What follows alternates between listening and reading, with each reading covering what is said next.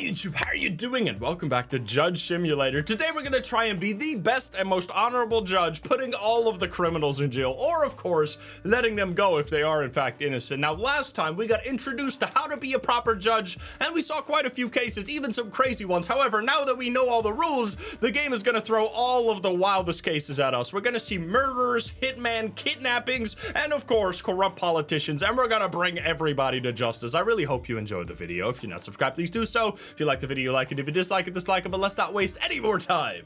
Let's hop into the game. Let's go. Let's see. What are we doing here? Mental health, 75%. That seems about right. It is week 11. We've done 33 verdicts so far, and we have a beautiful cat.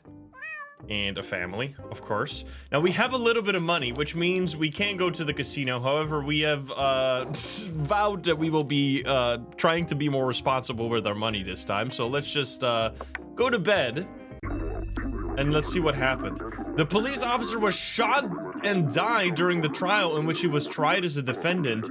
The assassin was caught. So this is what we saw last time, is that someone got shot down in the middle of a court case. Luckily not us.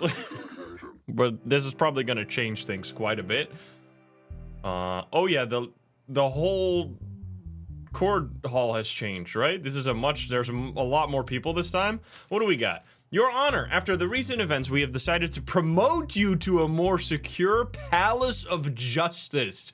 You will never be subjected to such an act again. We convey our wishes to get well soon. Yo, my palace of justice? I like the sound of that. Okay, I need to get back into this because we need to warm up again. We are the Banana Republic Court, because of course we are. Now, this is the case file, which is where we get information on the case. Then we have evidence over here, we have our law book over here, and we can ask some questions to the defendant as well. Let's see what we got here. We have Sean Parker, who is charged for assassination. Let me guess, is this the guy that just stood up last time? Jim Kellen was brought into the courtroom last week to stand trial on charges of treason. While the hearing was ongoing, Sean Parker, so Jim Kellen was the person that we were judging. While the hearing was ongoing, Sean Parker, seated in the spectator section, pulled out a small caliber handgun believed to have been brought into the courthouse by an unidentified individual and fired 4 shots at Jim Kellen. Immediately after the attack, the defendant attempted to flee the room, but as he headed for the door, he was shot in the leg by the security forces and neutralized. Sean Parker was taken into custody, received initial medical treatment, and was then taken into the police station for questioning, but refused to speak throughout the entire process. There's something bigger at stake here. This is not the biggest fish, I can tell you. He has a criminal record. He has a passport. Let's see. He's probably not gonna want to talk to us. Do we need any evidence? Like, he clearly did it. He literally got caught red-handed. What is our evidence? The evidence is that we have the gun and his fingerprints, presumably. 2121361. Let's see. 2121361. Yes, his fingerprint is all over the gun because of course, and I'm assuming there's camera footage. Yeah, camera footage of him standing up and shooting. Now, this is actually a pretty interesting case last time because we seemingly found a very important serial killer who, I don't know if he got framed. Like, now I'm starting to think that he might have been innocent because we were about to judge him to prison, or like be executed even, because he was seemingly the rose killer that has been like killing people, like mostly CEOs and other important people, and then putting a rose on their body after they died. Now, we seemingly found the person responsible for all those murders in the past, and then they got shot in the head by this guy right here. So that's the plot thickens. Let's see if he wants to say anything. How did you bring the gun into the courtroom? I am oh, he's saying stuff now. Oh, well, never mind. I am an anarchist. I have nothing to say. Well, that doesn't help me very much. He didn't, okay. Well, clearly he's guilty of the crime. He also has no defense whatsoever. So, sir, you will be found guilty for the crime of assassination, which I'm pretty sure, according to, wait, actually? So matter 5, these are the special rules that we need to follow outside of the regular law book. Terrorism, high treason, and child abuse should be executed. Assassination doesn't get you executed. Okay. Let's see. Maybe it does because of aggravated homicide crimes. Never mind. Assassination, if you have a criminal record, gets you 102 years in jail, which, I mean, maybe he's gonna be 140 years old. Who knows? But he has a criminal record, so he's gonna get the aggravated sentence. So, sir, I sentence you to 102 years of prison. No execution, though, because that was not part of the ruling. Here you go. See ya never, idiot. Oh yeah, this is the system where if you make too many mistakes, you eventually have a chance to get assassinated or imprisoned. Luckily, we have not made really any mistakes outside of our financial management in the casino. Which, speaking of the casino, how about we say hi to our old friend, the Blackjack and Wheel of Fortune? How about we spend 50 bucks? Watch this. This is gonna be, this will tell us if it's gonna be a lucky day or not. 50 bucks on the line. Oh, that's good. That's real good. No, that was so good. 18. I mean, that's pretty decent, especially with a 6. I'll stay. Oh, yes. No way, no. It's already rigged. It's already fucking rigged. Are you kidding me, man? No way, that's how we're starting. No way, we do it another time. That's insane, bro. Oh my god. Oh, we can take. Okay, well, we're gonna do it again, and you better not fuck me. 17? Yes? Okay, we get 100. So now we're even again, which means we're gonna double it and give it to the next guy. Okay, well.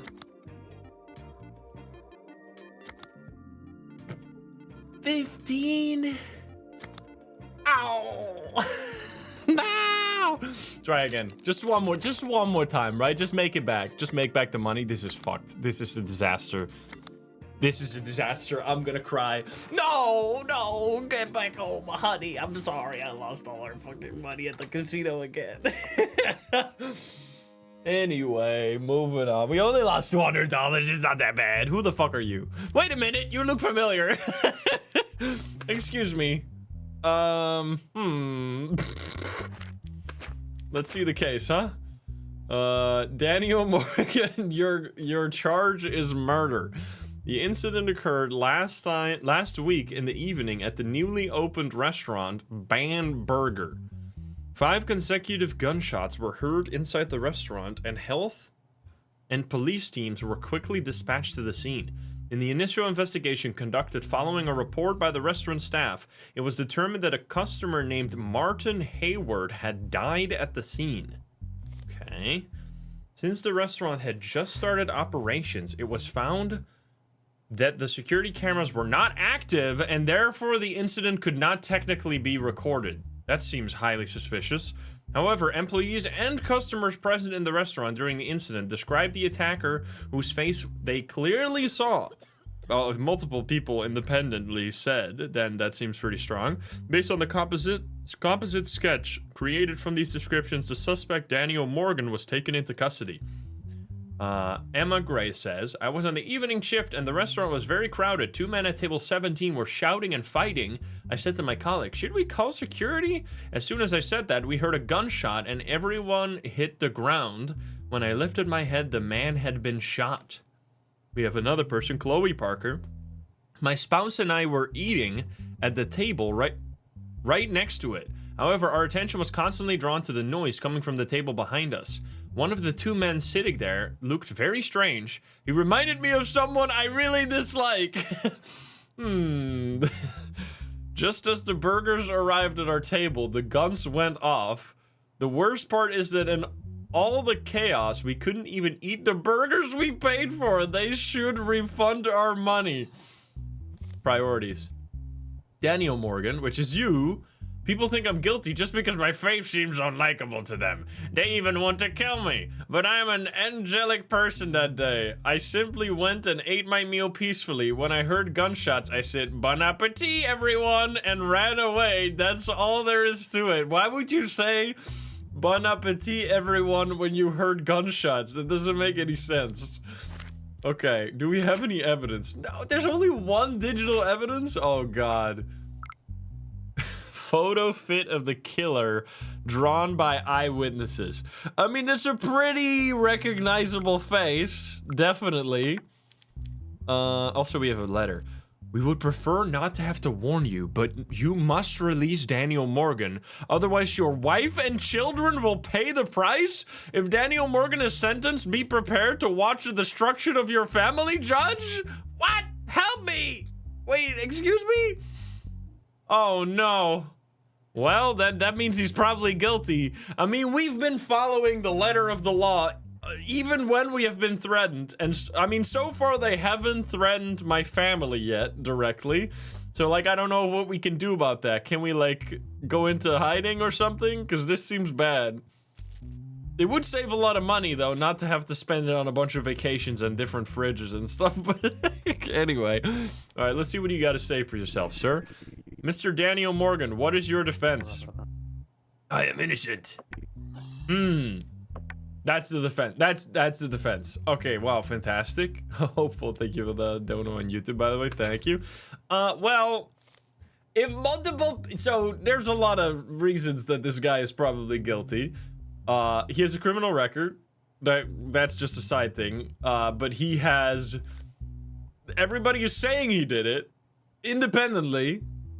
And I'm getting threatened to not sentence the guy, which usually means that he is very much guilty, because otherwise why would they even bother threatening me in the first place? Now, since we have been going the route of being as, like, strict to the law as possible, I think we are going to sentence this guy. However, we might regret it with the situation that's gonna unfold with her family or whatever, but we'll see.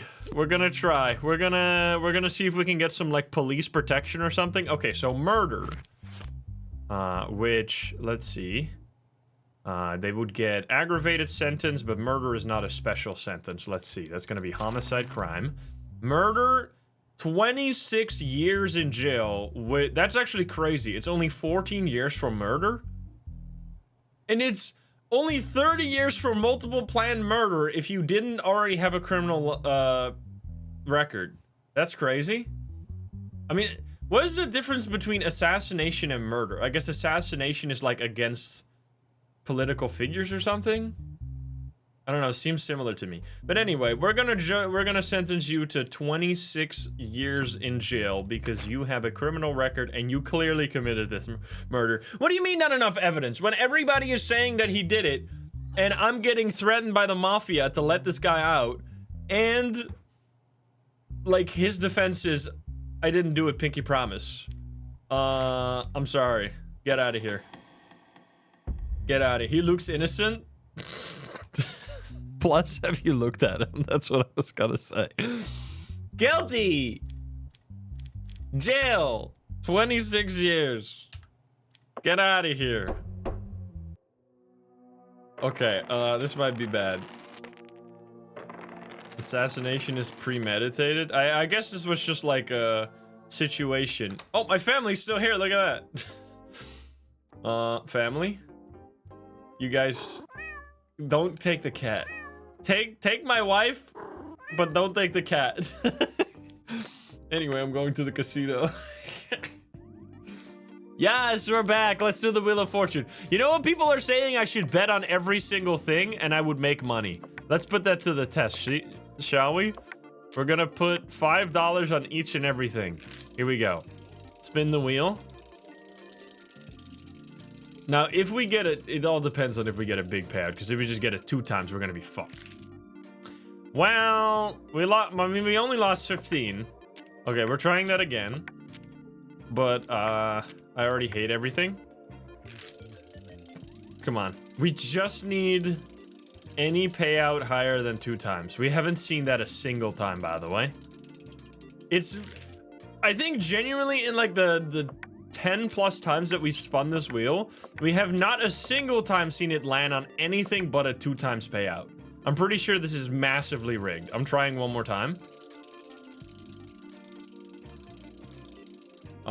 Please.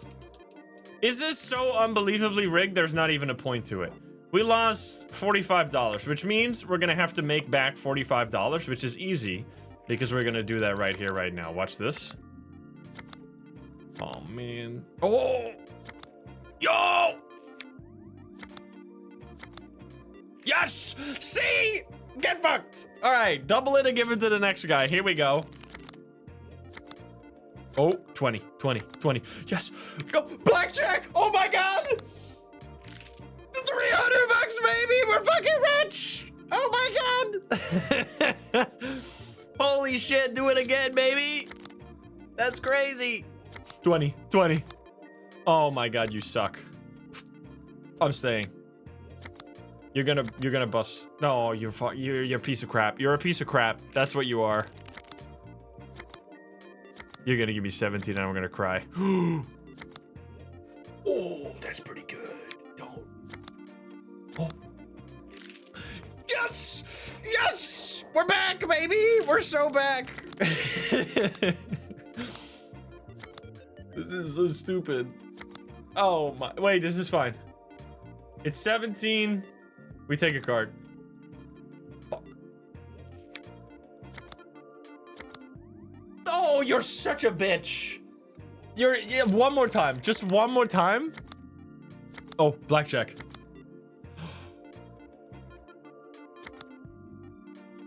I'm so mad. I mean, there's really not a reason. We're gonna get 18. Both of us are gonna get 18. You piece of crap. Okay, just one more, because that was a draw. That didn't count. Oh, here we go. This could be good. Get fucked! We make money! We were back at where we were. This is fine. We got $5. I'm gonna call that a win. Let's get out of here. Honey, I'm so back. Good night. Here we go. Oh god, what's going on? Hey, no one's been murdered so far. Oh no! We have a 5% chance to be assassinated. Uh-oh. That's fine, right? That's not gonna happen. What the hell? Oh, it's this like, you need to brute force the combo. Yo, look at that. Okay. Come on. We were on such a roll and now you completely screwed me, you bitch. Oh, okay, that was insane. Easy. All right, what is happening? Charges kidnapping. Tobias Hargreaves. Criminal record, no. Mental health test, negative. So if you're guilty, we send you to the insane asylum. Let's see. Charges. Kidnapping. Details: a few weeks ago, Evan Marlowe left his house to go to the market but never returned. Evan's wife, Celine Marlowe, reported the situation to the police. Investigation revealed that Evan was forcibly placed into a white caravan when he left the house. As a result of the follow-up, it was determined that the caravan belonged to a person named Tobias Hargreaves, and he was taken into custody. During the search of Tobias's caravan, several people were found with their hands and feet bound and unconscious, similar to Evan. Tobias says, "Do you understand? This is an opportunity. An opportunity. I am giving them a second chance. A chance to return to life, to their loved ones, and to what is beautiful, being tested, struggling as a result, suffering, the struggle to maybe return, to bring out the most basic instincts. Some things will get ugly, but then everything will become beautiful again. Colors and flavors will return." Are you okay? We have document confirming Tobias Hargreaves escaped from the mental health facility. He's escaped from the hospital. If you see him, notify the authorities. Hospital report, he has multiple personality disorder. Well, let's see what he's got to say for himself. In your statement, you mentioned an opportunity. What is this opportunity? I'm putting people to the test, a difficult test. It requires survival and the ability to fight. If they succeed in this, they become happier people who appreciate everything in their lives. Are you actually Jigsaw? What is the purpose of doing this? I want people to be happy again. Moreover, I don't take any money from them while doing this. Did people ask you to do this? They are very unhappy. I want them to smile when they look at me now. I understand. I don't think so. Okay, well, clearly you're not alright. So, I mean, if I send you back to the thing, you might escape again, but really that's the rule. The rule is to send you to the send for treatment. Now, they better keep an eye on this guy a little closer, because otherwise it's not gonna work out. But get out of here. We try to fix him. Oh. As a result of the decisions you made, we have raised your salary. We got 2,600. We might actually make some money. We might actually be rich. Imagine we get instantly killed. Okay, we're totally fine. We're totally fine. There's like a 1 in 20 chance we die now. Or like even a 1 in 10 maybe, if one of them hits. Oh, we got it. What? Bro, I'm fucking rich. Holy shit, I'm rich! I got $1,900? Wait, can we pay off our debt? I would like to pay off my debt. Thank you very much. I can't. Do I still have a debt? Or is it gone now? Because we had to borrow money. We have taken... Oh, no, we don't. Car installment is the only thing we're paying right now. Yo, we paid our debt, which means we could... like, taking out another loan, but I don't think we want to do that right now. We can do that, though, if we need to. More blackjack? Let's just go back home. Everybody loves me. Yes! Absolutely. The country needs such honest judges. Look at me go. Nobody is hating. And nobody wants my money. This is amazing. That was a good day. Let's go to bed. We'll go to the casino tomorrow. Let's take an early night this time. We need to prepare for this day because it's going to be a big one. I'm not happy about this, though. The possibility of being assassinated. Well, review report. We'll read that in a second. What's happening? The compensation lawsuit, so this is a civil lawsuit, filed by Anna Moreau against Ravenstone Construction and Building Company. Defendant, Ravenstone Construction and Building Company. Plaintiff, Anna. About 10 days ago, Jeremy Moreau, who was working at a construction site belonging to the Ravenstone Company, fell from the 13th floor to the ground while walking on the outer part of the scaffold and lost his life. Moreau's daughter, Anna Moreau, claims that the accident was a preventable death and that the company neglected basic safety standards, demanding $140,000 in compensation. The technical inspection report prepared after the incident was submitted to the court. Statements were taken from the workers on site and safety protocols were reviewed. The defense attorney, Ronald Bexley, is attending the hearing on behalf of the company. Anna says, on the morning of the accident, I thought my father had gone to work as usual. Around noon, a number from the company called and said, there's been a critical accident, come immediately. When I arrived at the hospital, they told me we had already lost him. The scene I saw when I entered the morgue the next day still haunts me. My father was an experienced worker who had been in this industry for years. Someone like him would not fall like this at a construction site where proper safety measures were taken. His coworkers said that the safety harnesses were not attached that day. The company postponed purchasing new safety equipment to cut costs. Doing something like this for money is unacceptable. I want those responsible to be held accountable. Oh, it doesn't look good for you, buddy, right now. Let's see, Ronald, what do you got to say for yourself? Well, for the company. The deceased, let me guess, you're just gonna, it's always so fucked up in these cases. They always, like, go hard blaming the person, like, mega victim blaming, but that's, like, the legal thing they have to do. And it's always so evil. The deceased employee, Jeremy Moreau, was certainly a valuable staff member, but the accident occurred entirely due to individual negligence. He was in an area he was not assigned to that day, and because he climbed the scaffold without wearing safety equipment, the unfortunate event occurred. The company provides regular training to all employees. The safety officer had warned the coworkers that day, but it was found that Moreau had violated the rules on his own initiative. Well, if there's no safety harnesses, you're still guilty. Let's see. Review report. Around the construction site, there are only standard iron barriers. Most of the warning signs are damaged or knocked over. Although safety equipment, helmet, rope, carabiner, etc.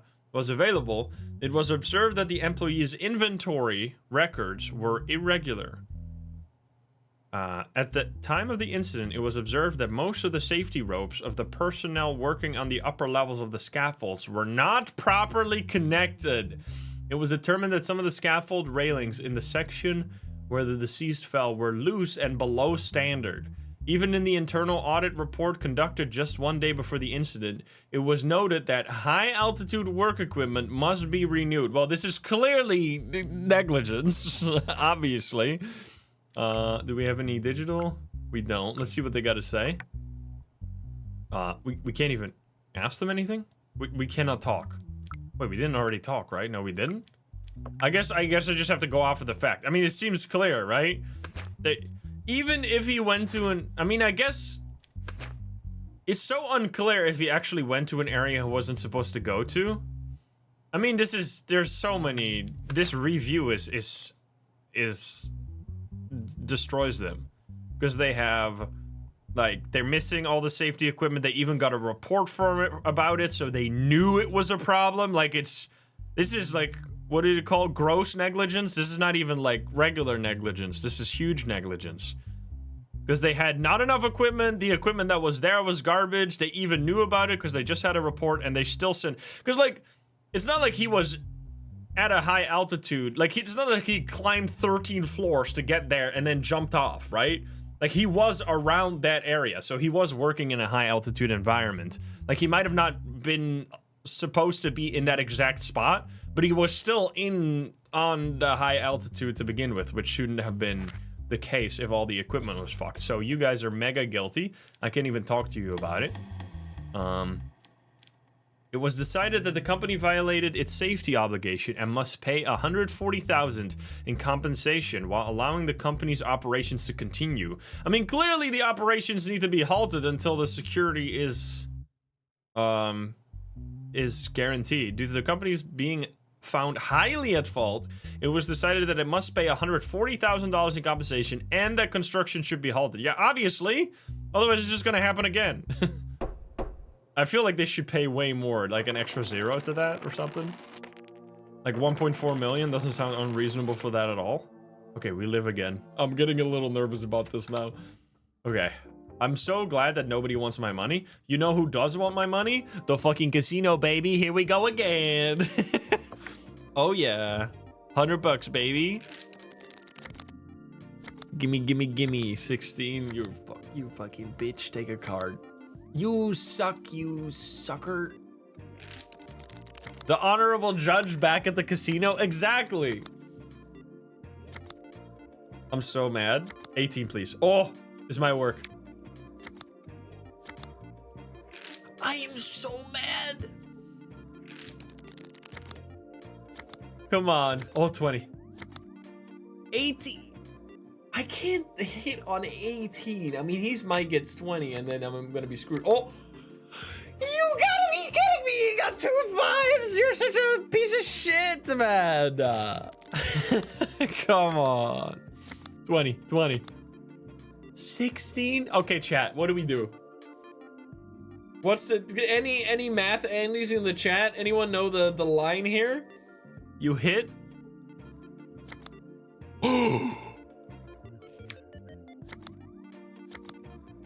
Yes! Oh my god, we're so back. We're unbelievably back. One more time, just one more time.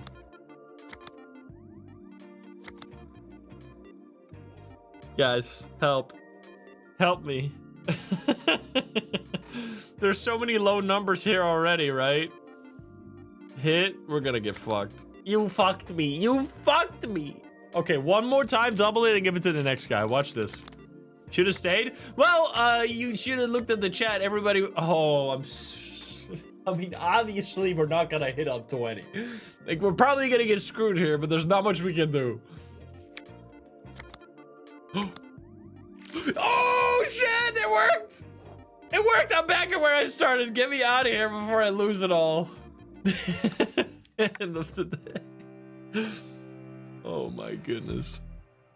Okay, so we can, by the way, reduce our chance to get assassinated by bribes and requesting guards. Now, the problem is that it will reduce... The price doesn't change. I feel like we should wait until this goes up slightly more and then we do a big bribe, because right now, it feels like a bit of a waste to spend $750. I think we wait. I mean, we could get killed, though. That's the problem. Charges beating last week. What was happening here? Okay, we got Marcel Duvant, who has a criminal record. Their charges are beating. Last week, Leonie Duvant went to the police station and reported that she had been repeatedly subjected to physical violence by her husband, Marcel Duvant. Cops went to the couple's house on the same day, warned the suspect,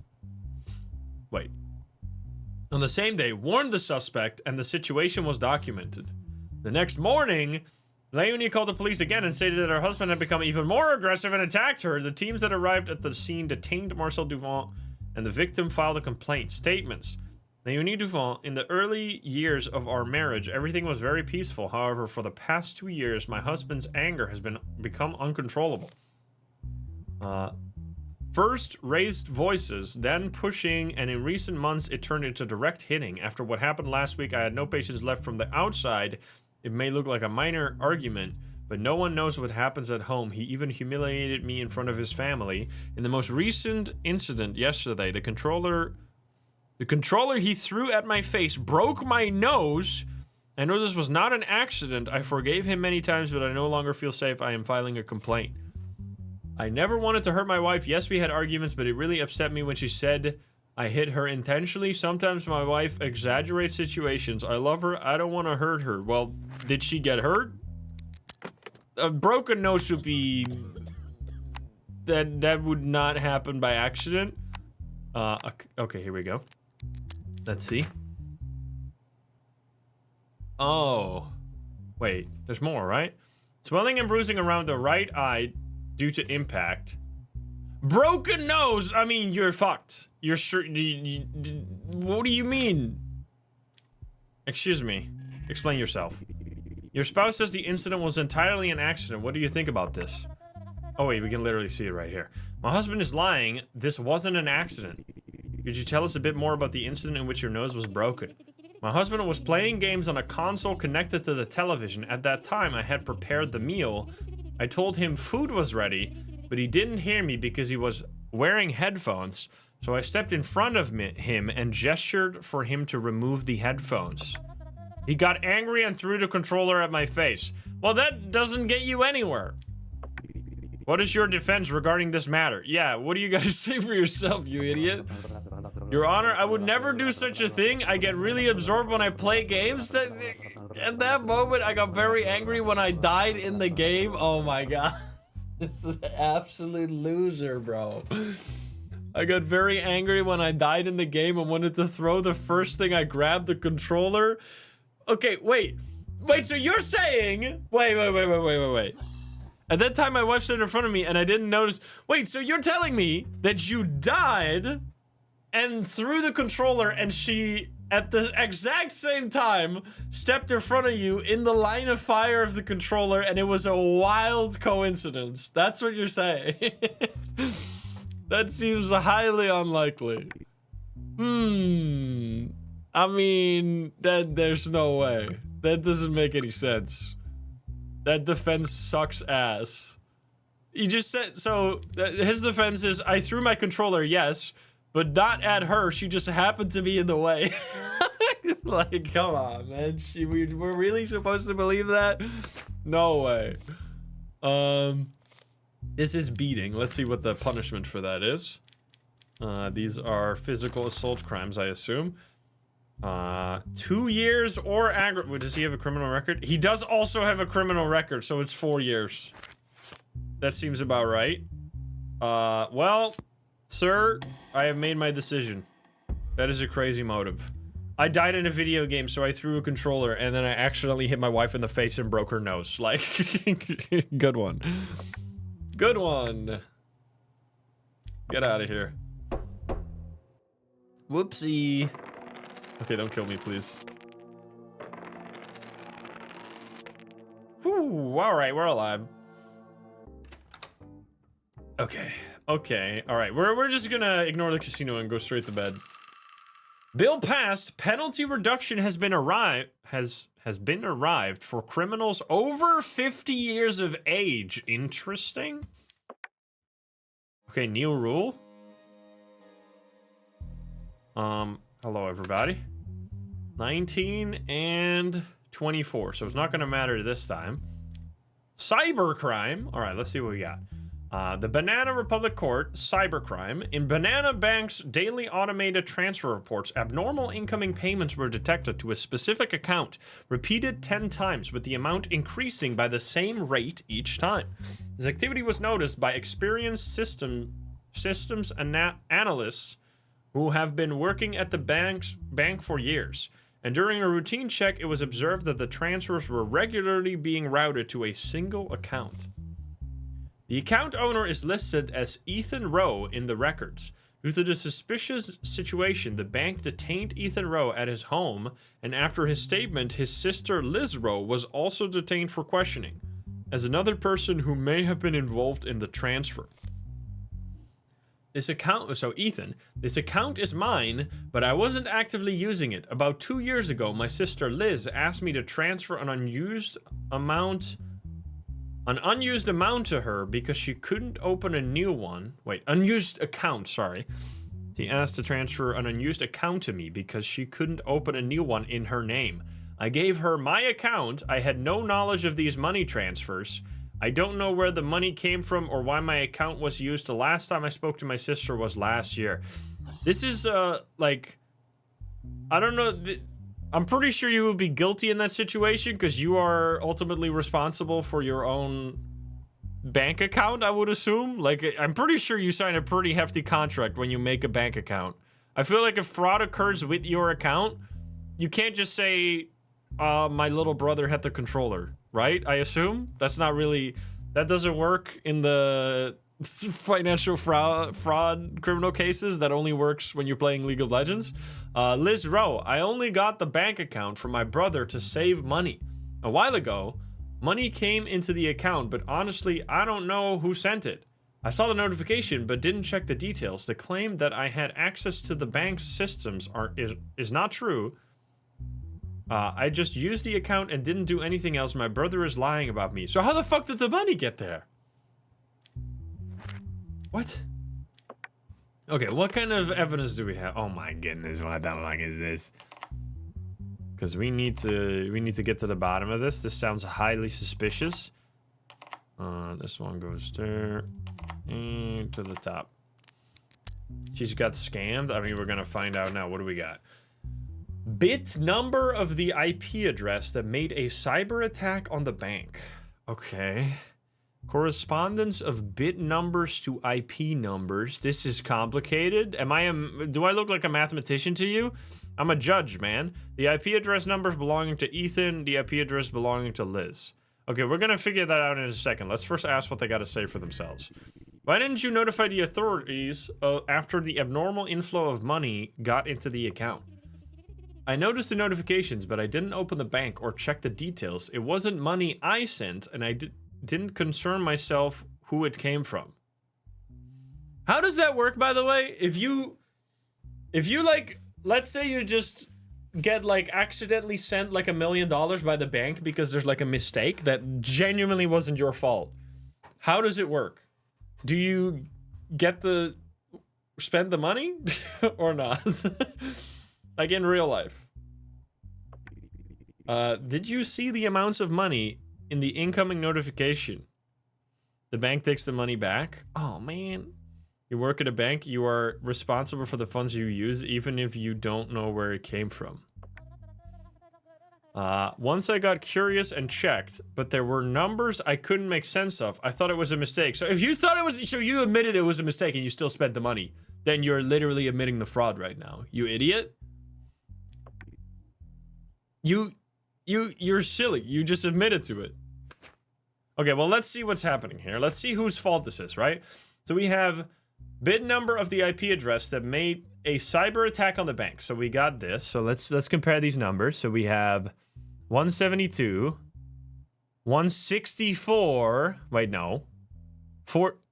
Okay, so it's 74, 72, 14, and it's this one. It's this bottom one. So Liz did it. So Liz, you're a damn scammer, quite literally. I mean, if this IP address did the cyber attack and this belongs to you, then you did it for sure. And your whole story does, like, even if it wasn't you, you still used the money when you shouldn't have gotten the money. Well, easy, I guess. Is there any other evidence? There's no other evidence. I mean, you are 19 years old, which is kind of young. You don't have a criminal record, but this seems highly easy. You definitely did it. All right, so it's cybercrime, right? Cybercrime indeed. Let's see what we get for that. 4 years in jail. I can't. What do you mean? You can't click on them? So you have no criminal record, which means you get 4 years, which means you come out at 23. I mean, I don't know how much money you stole. Do you get pay back the money? I mean, so the charges are already made for us. We don't have to add additional charges to it. So we're gonna say you are innocent. Wait, so are you innocent then? Like, how does this work? If your account was used in this situation, like, clearly she did it because of the mini game with the IP puzzle, right? The IP puzzle leads to her. I just don't know what we would do with him. Because, like, it's so weird that you trial by combat. I don't know if that's good. I don't think we can do that here. I don't think the law book has any information on this. I mean, clearly she is guilty, so you're definitely guilty. The question is he guilty? It was 4 years, right? 4 years. I mean, can we... What is his... So the charge is cybercrime no matter what, right? I guess this is like where we get to decide. Oh, he has a criminal record though, so he would go to prison for 8 years because he gave his password to his fucking sister. Oh, that's fucked up, man. I mean, we can't charge him with cybercrime. That's actually, yeah, that's a good point. Because he didn't do the cybercrime. So we'd have to charge him with fraud instead. But he didn't get any money from it, right? Which I don't know if we have the fraud would be even more. Fraud would be more time in jail. I think I'm gonna make a executive decision here as Your Honor, the judge of the courtroom, that this guy does not deserve 8 years in jail. I mean, even though he's a fucking idiot, like, if it was a lower sentence, I guess we could just make up a sentence for him. Like, we could make him pay back the money or something. But I don't think we're not gonna send him to prison for 8 years because that situation, right? That seems highly, highly fucked up. I mean, we could just say 2 years. I feel like 2 years is fair because he was involved in this, and like this clearly. But then we're just like completely breaking free from all the rules. We're just making up our own rules, which I guess honestly we've never done that. I feel like he needs to get half the punishment of her. But not more, because that's crazy. Or we could, you know what? How about 1 year of public service? I think that seems maybe better than jail. I mean, let's do that. I mean, we're completely making up this punishment to begin with, but I think this is better. This seems more fair. To the lab. We kind of just made that up though. Okay, we did still get a salary increase, so I'll take it. As a result of your decisions, you now get 2,700. Let's go. Don't kill me, please. Don't kill me, please. Don't do it. Okay, we're fine. We're totally fine. It has to roll a 6 on both, which seems unlikely to happen. We're gonna have so much money, dude. Give me all my money. We're gonna have 3. Wait, we can actually buy the crazy stuff. Is someone finally gonna ask for some money again? Because I now actually got some money. Why has nobody asked for any money? My wife asked for a vacation right after I took out a massive loan and we got massively in debt, and now she's asking for nothing anymore. Please, do your timing. Wait, you know what? We got an extra $100. We're gonna go to the casino, and we're gonna spend $105 so that we round it down to 3,000, right? Totally. I just want to lose this money so I have a nice round number, guys. Oh, fuck you. So, do we stay because he has a 4, or do we just hit because that's the normal move? Oh, man. Yeah, obviously. Okay, well, now we have a nice round number again, which is good. That does mean we need to do another 100, obviously, as we all know. Okay, you're a piece of crap right now. You're an absolute piece of shit. I hate you. You got blackjack. What the fuck am I supposed to do about that, man?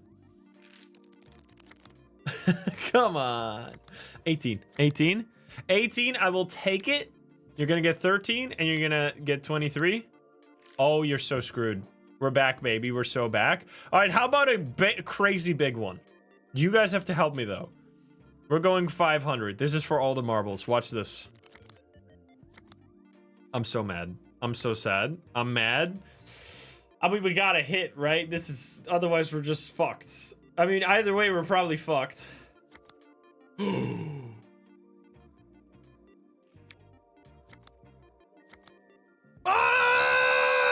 shit! I'm rich! Get out of here! Let's fucking go! We're rich! We got 3,500, baby! God damn! Okay, so now, wait a minute. We could actually spend the money on, like... making our chance of dying lower. Wait, what the fuck? Okay, so my possibility of arrest is now 10%. So I feel like we actually do something about that now. Because I don't want to... That seems pretty high. It increased probably because we made up that punishment. I mean... honestly, I feel like we did it... We made a fair judgment there. I'm gonna bribe. This is going to lower the arrest chance by 25%. This will cost 750, which is basically the amount we just won. So there we go. Bribe the police achievement.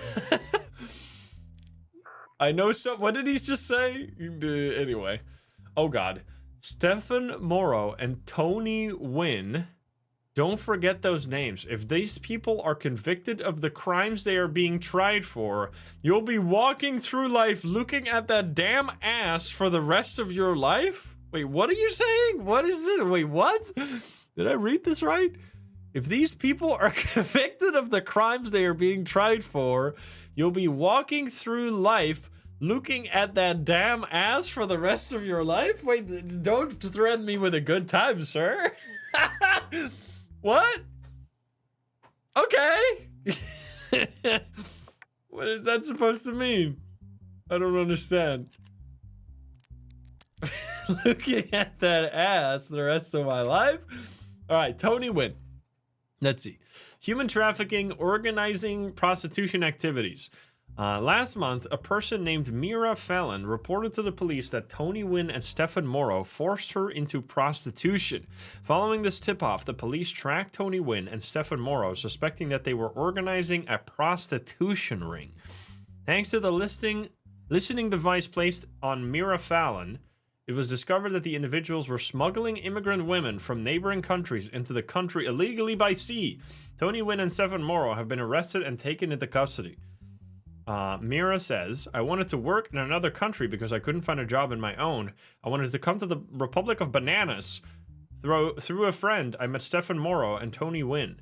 They told me they were entrepreneurs, would help me enter the country and arrange work for me. In exchange, they asked for a large sum of money. I believed them and accepted. We were brought into the country by cargo ships with a large group of people. Later, I was offered a job to spend time with some businessmen at a hotel. At first, I thought I could make some money and expand my network, so I accepted. Then they asked me to engage in prostitution. I was blackmailed and had to do it. Tony, did you detain... Wait. Tony is saying this. Did you detain a businessman like me over a few rumors? I export and bring money to this country. We are a company providing international consulting. We guide people to come to the country. I have nothing to do with prostitution or human trafficking. Stefan Morrow, I know my rights. I will not give a statement. I will only speak in front of the court. None of these accusations reflect the truth. This is entirely a smear campaign against our company. Let's see. Do they both have criminal records? That they do. They both have criminal records. Plus, the mafia has already confirmed that you guys are both guilty. So this seems like a clear case, but let's see what you got to say.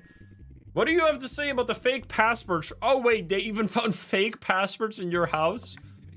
These are okay. These are decorative passports we gave to people we provide consulting to for motivational purposes? What? What an insane defense, bro. So we're the conversation on the listening device for motivational purposes as well? Your Honor, technology has advanced a lot, and those audio recordings are all edited. They've been cut and spliced. In your statement, you said you would only speak in court. I'm listening. I am innocent. Listen, I don't know what kind of business Tony got into, but we are international businessmen. That's all you gotta say. That's all you gotta say. You will only speak in court, and the only thing you say is that you're a businessman. All right, they found fake passports, and fake identification documents.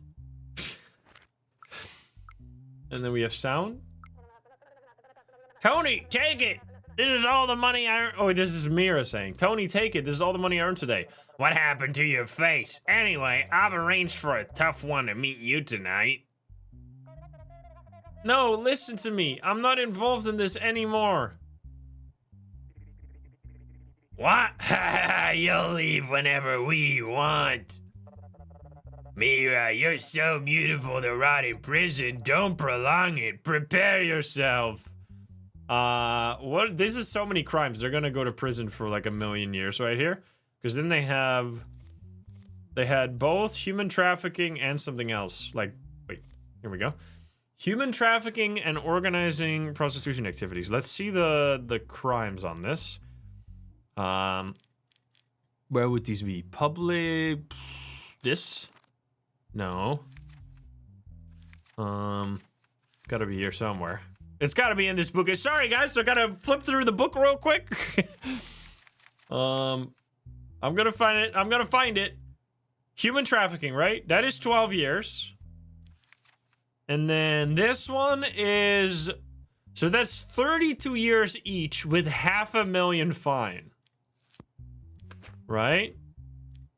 That's a pretty solid punishment right there. I mean, this is a crazy crime. I would expect that to be higher, to be honest, but we already know that we're getting fucked here if we don't follow the law. Because if we just if we increase the punishment, we're gonna get arrested, which is why the chance went up last time, because we made up a little bit of punishment. Now we can't do. This would be like something where the amount of victims would change the amount of crimes, right?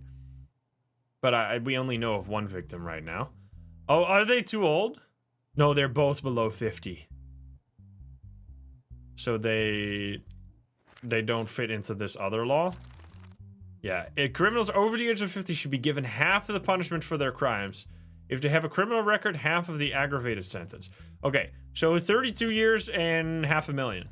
I think that is the verdict here. Absolutely guilty, like 100%.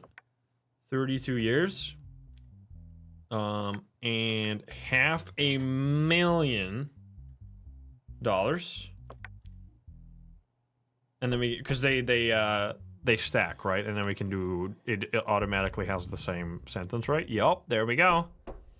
Now we can't execute people randomly because then we're gonna get screwed. Plus, that's also not how the law works. We'd have to rewrite the law book for that to be allowed. We can't just make up the rules. I mean, we kind of can, but anyway. Okay, we spend some money, which means we just make back some money, right? Here we go. That's how it works. Watch this. Blackjack, $500. This is all the marbles. Oh my god. Now that's not good, guys. That's not a good situation to be in. That's a bad situation. Oh lord. We'll take, I guess, because 60 Woo, that was so close. All right, how about 250? Then we make it a nice round number if we lose. Oh, you're gonna be fucking with me right now. 18? 18? I mean, so we already have a 3. We could hit though, because we have an ace. Like if we get a 10, we're going back to 18. Wait. I mean, I guess it doesn't matter because 18 is about the highest we can get here, regardless. We're probably gonna get screwed though. Whoa! Yes! Never mind! Okay, watch this. Here we go. Oh my god, I'm so mad. Why do you keep getting these beautiful... Yes! Yes! Yes! Let's fucking go! That's right, bitches! Nice, get me out of here. We got the money back. End of the day. Oh shit. As a result of the depression caused by the economic crisis, people took to the streets. The government, on the other hand, targeted the mafia as responsible for these protests and said that it organized people. Economic crisis is increasing. Uh-oh. Well, that's a lot of people. My goodness, what's happening? Okay, the matter of late Aurelian von Kessler in... What the hell? The matter of late Aurelian von Kessler's inheritance being unable to be divided among his 3 daughters and being taken to court. Oh boy. We got Annika, Bella, and Elena. Plaintiff is the deceased's attorney, Dr. Matteo Ehrlich. After his death, the late Aurelian von Kessler left a vast inheritance worth a total of $131 million to his 3 daughters. Let me guess, and for some reason, they can't just go like, let's split it 3 ways. For some reason, you need to get the whole thing because your greedy fucking stupid ass sees a big amount like this and wants it all. Let's see it. Anyway, this is my bias. Let's read the rest of it. Maybe it's more reasonable. Aurelian informed his lawyer, like this is the only way that this might be reasonable if one person literally never talked to the father ever and wasn't even in the will and everybody else like took care of the father, like then I could see something. But anyway, let's read. Aurelian informed his lawyer during his lifetime that he would distribute his assets via a will. However, he passed away due to a sudden heart attack while preparing the will before the document could be completed. Uh-oh. Due to this uncertainty, the late individual's lawyer, Dr. Matteo Ehrlich, has taken the matter to court. Wait. Is there nothing else? That's all the information? I guess we're gonna have to do a big chat here. I leave all my assets to my most beautiful daughter. No! What? Are you fucking kidding me? What is this, man? Oh goodness. That is, what are we supposed to do with that information? There's no, okay, well let's have a little chat. Who do you think your father was referring to? Oh boy. My father always praised me as the grace of the family. For him, beauty was synonymous with grace. I think he's clearly referring to me. Why do you think your father... Who do you think your father was referring to? I am the only person in the family who has participated in a beauty pageant. I think we're arguing for nothing. And who do you think your father was referring to? The meaning of my name already means the beautiful one. My father did not give me this name for nothing. Is that what that means? What even is... What the fuck, man? I'm pretty sure in this situation, it just gets split 3-way, right? There's no way I'm gonna make... There's no way. This is above my pay grade, bro. Also... Oh, we got 10% chance of being assassinated because we put the people in jail, which means we should probably ask for a special guard, huh? Let's request a special guard here. Yup, let's do that. Because okay, so that's what happened when we didn't follow the, like, rule in the paper covered in blood, I'm assuming? I mean, we have the money, so might as well. Here we go. I don't want to die. Since you have recently received service, I cannot help you right now. Are you fucking kidding me, bro? You're telling me that I can't... You fucking hater? Well, 10%. Anyway, I don't know. I mean, the most... If one of them participated in a beauty pageant and presumably won, then that would make the most sense. But like, I'm not gonna make that decision. Doesn't make any sense for me. You bribed him? Yeah, I know. But isn't that a completely different service though? That's not a service on the. I leave all my assets to my. You absolute bitch. Also, this guy has nothing to say, huh? Well, let's see what we can even decide here.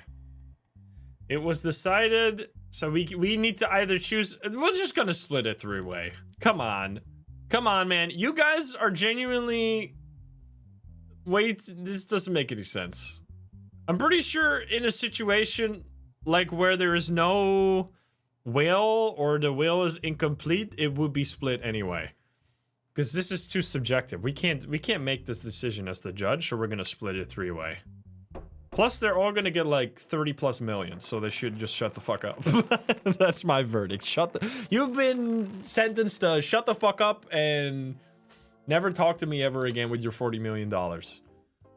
We got 3,000. Hopefully we can spend it on a special guard so our family doesn't get executed.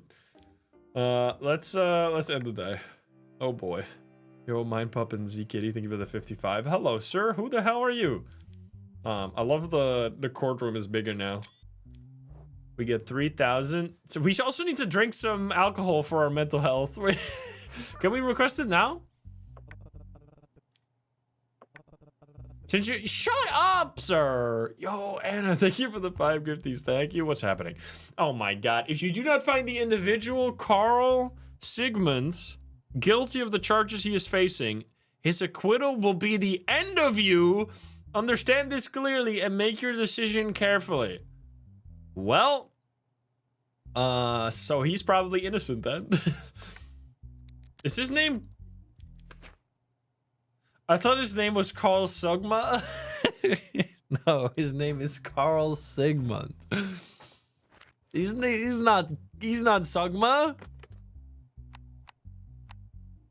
I'm guessing.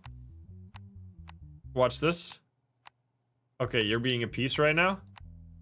What if I not tried yet? This is just randomly try until you get it. Yo, Nervous Grump. Thank you for the 5. Okay, wait. What have I not tried? Oh, there we go. Beautiful. Let's read. What the fuck happened here? Inciting hatred and hostilities among the public. He is 66 years old. In recent months, Carl Sigmund has published posts filled with harsh and provocative content targeting the current government through his social media accounts. Is there freedom of speech in this country? I don't know. We are a banana republic after all. These posts were shared by a wide audience in a short time, spreading especially among young people and anarchist-leaning groups. Details. Protesters gathered illegally in certain areas of the city center, during which some public property was damaged, traffic came to a standstill, and extensive security measures were implemented across the city. It is alleged that the individual named Carl Sigmund has connections to the organized crime group known as the Mafia. Okay, so wait, the Mafia is sending me a message though that they want him to be in prison. So that seems confusing. Following these developments, Carl Sigmund was taken into custody at his home. Okay. I mean, did he do it? Is this a crime? I did not incite anyone to revolt. I merely expressed the economic problems, the governance crisis, and the hardships that people are suffering in this country. What I said is entirely within the scope of freedom of expression. If some people misinterpreted my words, that responsibility does not belong to me. The state's attempt to silence me is nothing more than an effort to cover up for the real problems of the people. Okay, well, this is gonna be complicated, maybe. Because what is even the crime here? The crime is inciting hatred. What did he say?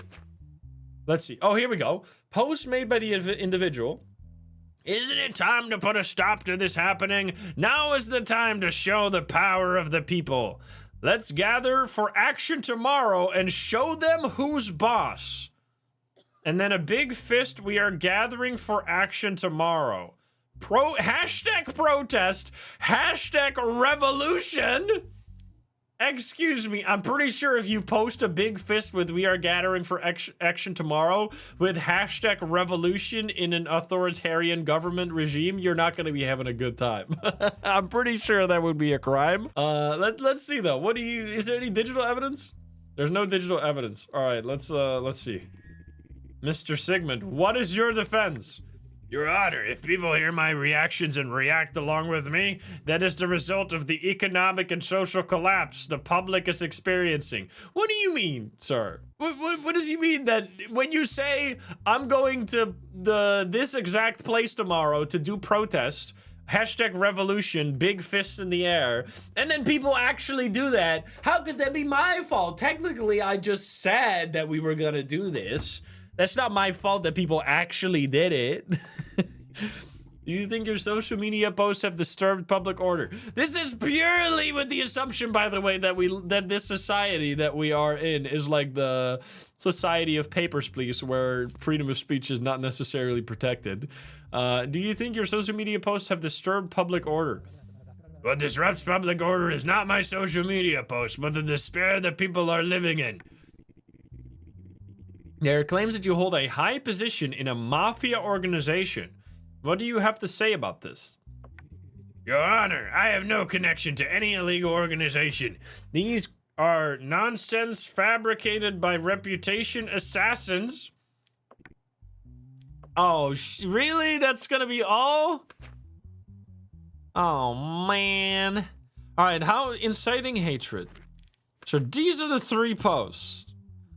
It's time to put a stop. It's time to show I mean, he didn't say, like, let's break everything. He just says, let's gather for action tomorrow and show them who's boss. Like, it just depends on how strict the society is, you know? And it's, I mean, it's literally called Banana Republic. All right, inciting hatred. How much is the crime for that? Let's see what we're talking about here. Crimes of instigation. That's not the one. Okay, well, apparently, they're against the public, probably. Crimes against the state. Here we go. Wait, not that one either. Wait. Oh, I thought this was organizing protests, but that's not quite the same word. Wait, am I fucking blind? Where the hell are these? Willful damage to inciting hatred. Oh my God. Inciting hatred and hostility among the public. 22 years in prison or 14 years in prison? 14 years in prison is quite the sentence. My goodness. Also, wasn't this like... Look at this. Verbal assault crime. Insult gets you 8 years in prison. A threat gets you 4 years. Like, this is not the most free society. Literally, insulting someone gets you a minimum of 4 years in prison. So, like, I feel, but I'm usually going against this because usually they say stuff that you shouldn't be doing, and they're trying to bribe you. But it seems like we're actually gonna follow this. I mean, he's over 50, so he's gonna get half the punishment. But he's still gonna get 7 years in prison for like tweeting three things, you know? Which, I mean, wasn't there someone who got like imprisoned for like many years for like saying something in RuneScape or something? Like there have been examples of this happening in real life. I mean, I don't know. This just purely like in a normal society, this wouldn't really be a crime, right? Just saying it's time for action. It's time to show them who's boss. Like he's not saying let's break everything tomorrow or let's fucking fight the government or something. But like we are Banana Republic, so I feel like the crime would probably stick in this situation. And that would mean you're in pretty big trouble right now, unfortunately for you. I keep going past the sentence. Inciting hatred. So yeah, 14, because he doesn't have a criminal record, right? He doesn't. So it will be 14, but because he's over 50, it will be half, which will be 7 years. The only main thing, I mean, inciting hatred, saying that they want to do action, this really doesn't make much sense now that I think about it. Even in like a, I mean, in a real authoritarian regime, you couldn't do this. In a real authoritarian, also, why is this hearted? Who took this screenshot? Excuse me. Whoever took the screenshot needs to be in jail as well, because they did a heart on this post.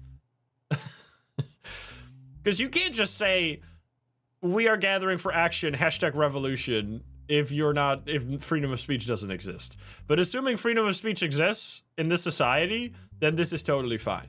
So let's be the change. I mean, we could be the change. Really the only reason I am gonna maybe change my mind here is because they want me to put him in jail, which they are the mafia. So that means he is most likely like innocent or not at least part of the mafia, right? Because otherwise they wouldn't ask me to put him in jail. Mafia is not the government, right? Or maybe it is. Maybe that's the plot twist. Okay, so big choice. I mean, this could go either way. I could see that if we are a fucked up society, we could send him to prison for this. 7 years is a long time for 3 tweets. If we want to like highly go against these bloodletters, we should not send him to prison though. I mean, he didn't get framed. He said that he did it, but he said that he did it, but he's saying that it's not something that he should be imprisoned for. Wait, is the name different? Wait. Carl Sigmund? Carl Sigmund. Sigismund Carl. That's just the... I mean, unless... He said that he did this, though, right? Mr. Sigmund, what's your defense? If people hear my reactions and react... No. This is just his name on... This is just his username. This is definitely the same person. And he said that he did this as well. What are we thinking, guys? Type 1 in chat if you think he should be in jail. 2 if he should be free. This is not wrong spelling. This is just a different way to write it. Ooh, I'm seeing many 2s. I'm seeing a lot of 1s as well. But I think I am leaning towards, if we want the society to move towards being more free, we should let him out, especially because it's gonna piss off the mafia, which I love pissing off the mafia. So let's say that you are free, sir. Goodbye. This might get me killed, and it's gonna be fantastic. I made money. I get a raise, baby. Viva la revolution. Don't kill me, don't kill me. Okay, we live. We live. Nice. All right, let's see the... That could have gone either way, though. It's a bit crazy that we could have just flipped the coin, and it could have gone either way, and if it was heads, he would have gotten 7 years in prison. I guess that's kind of how this goes, huh? All right, give me the money. We got $4,300. We are actually rich. Oh, my wife wants money, finally. What's happening? Oh my goodness. Your family says they don't get along with the neighbors and want to move to a new house.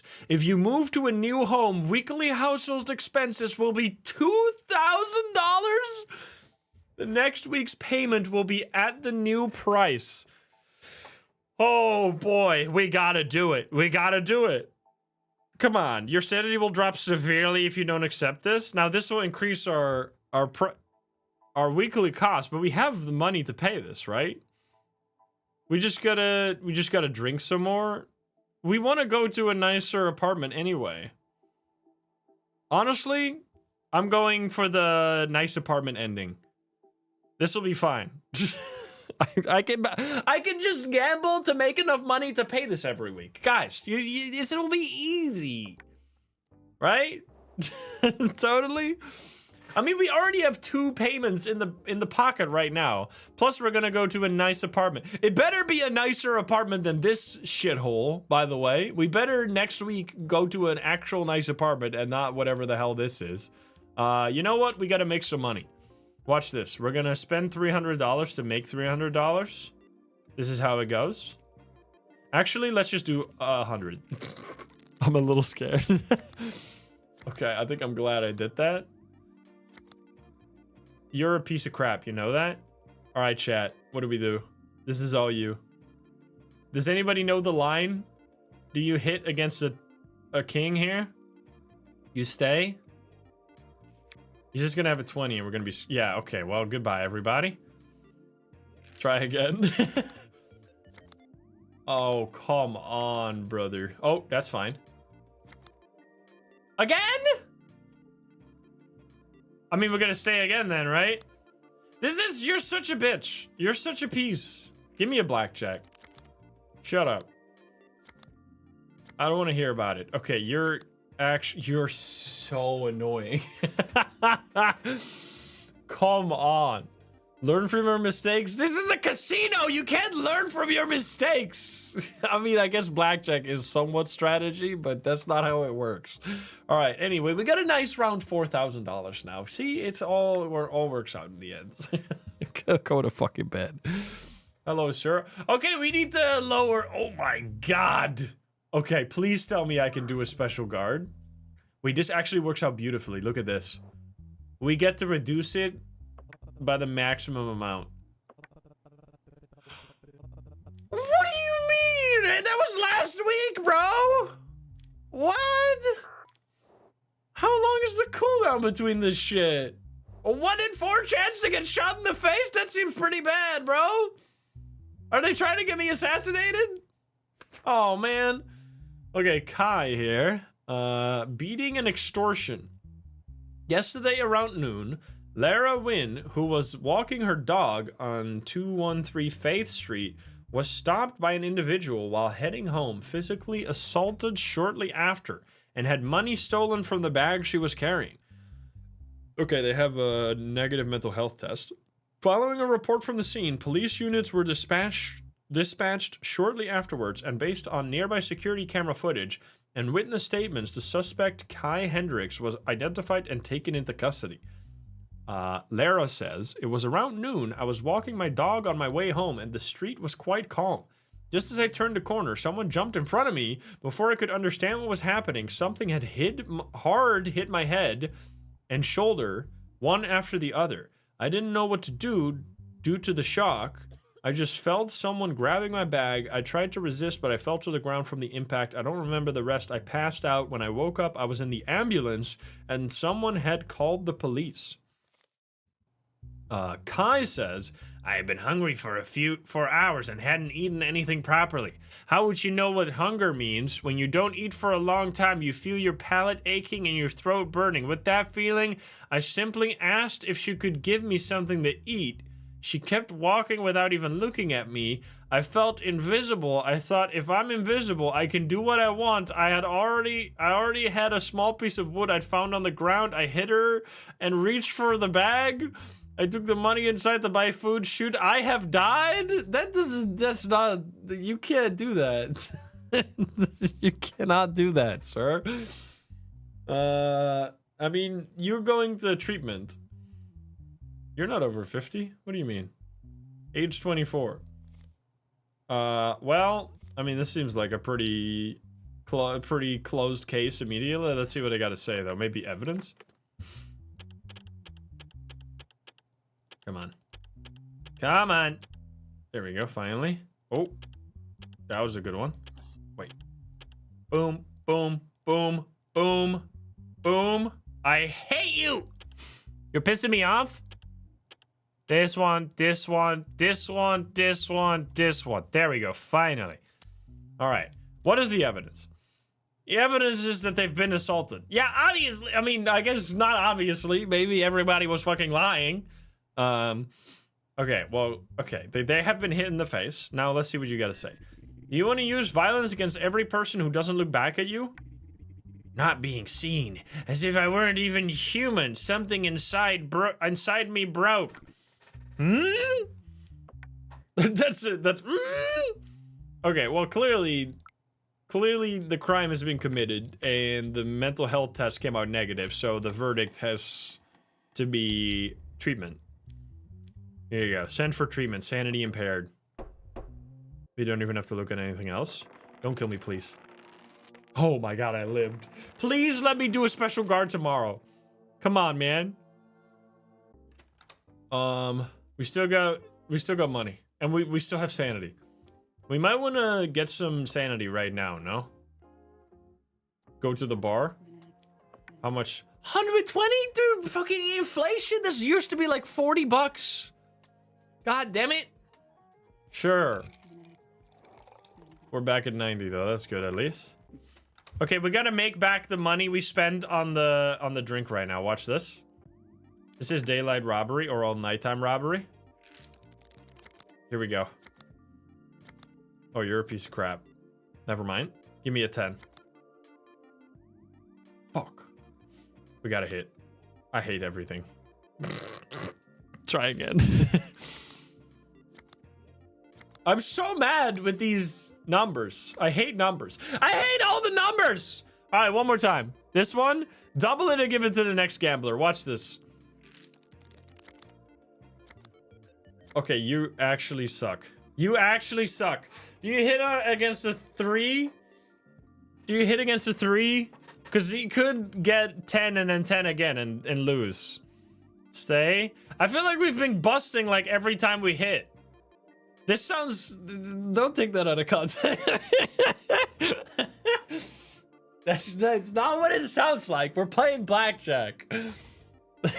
Do we hit? Fuck, man. All right, we hit. If we hit 25 here, I'm blaming all of you. Oh, shit. Thank you, chat.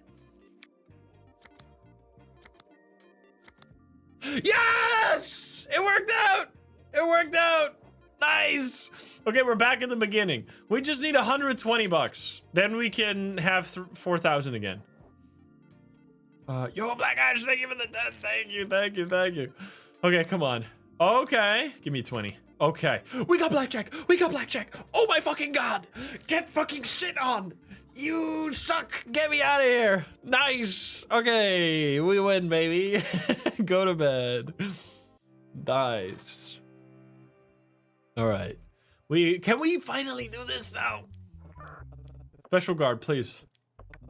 I know someone who is perfect for this job. I will make the necessary adjustments. Let's go. We got 0%. 0%. We will not be dying. Nice. And we have money. And we're going to a nice apartment. Our family is going to love us. It's going to be amazing. What do we got here? We have Ted Bundy. I mean, Bunny. Okay, all right. All right. Ted Bundy here. I see. Multiple planned murder. Over the past 9 months, there has been an increase in reports of missing women and children in the Eastmere area. During the same period, it was determined that a number of women and children were found dead with their heads severed. It has been determined that all of the victims stayed at the hotel named Hillside. In this regard, the police placed a female officer who matched the victim profile in the restaurant of the Hillside Hotel. The person who made contact with the undercover officer was Ted Bundy. Ted Bundy invited the police officer to his hotel room. When they went to the room, he displayed an aggressive attitude towards the officer and attempted to tie her to a chair, but he was neutralized when the police raided the room. I don't know what to say in my response to this accusation. My intention was never to harm anyone. Everything was supposed to happen with mutual consent. I just wanted to live out a personal fantasy. I may be perverted, but a killer? Never. I heard about the murders in Eastmere, but I have no connection to those events. Well, let's see what the evidence is. I don't know if this would, like, in real life, if you could convict someone here. There would have to be, like, DNA or something. Also, I fucking hate you. This minigame sucks butt. It's way too long. All right, there we go. That wasn't too bad. Nice. What is the evidence? Oh, come on. A large number of cutting and piercing tools found in the hotel room where the suspect was staying. In the garden of the detached house known to belong to Ted Bundy, a number of skulls were found buried, and the DNA test of the skulls matched the DNA for previous victims. Okay. DNA test result, DNA of teeth found in Ted Bundy's garden, past victim DNA. Wait, what? Okay. Well, you're screwed. It's matching, right? I'm looking. I'm matching all the things. It seems to be. Sir? Explain. Why did you tie your victim to a chair? What were you planning? Your Honor, the term victim is not appropriate. They are my partners, and my personal life is my own business. Why do you always choose your partners from Hillside Hotel? Your Honor, the food at the hotel restaurant is truly exquisite. I believe I share common tastes with those who enjoy such flavors. If there was a bunch of skulls of victims in your fucking garden, plus you had a bunch of saws and axes in your hotel room, and you literally tied down a police officer, we're not gonna believe this. This is the worst excuse ever. Let's see. What is the crime is multiple planned murder, which is that gonna be, is there any digital? No. Multiple planned murder.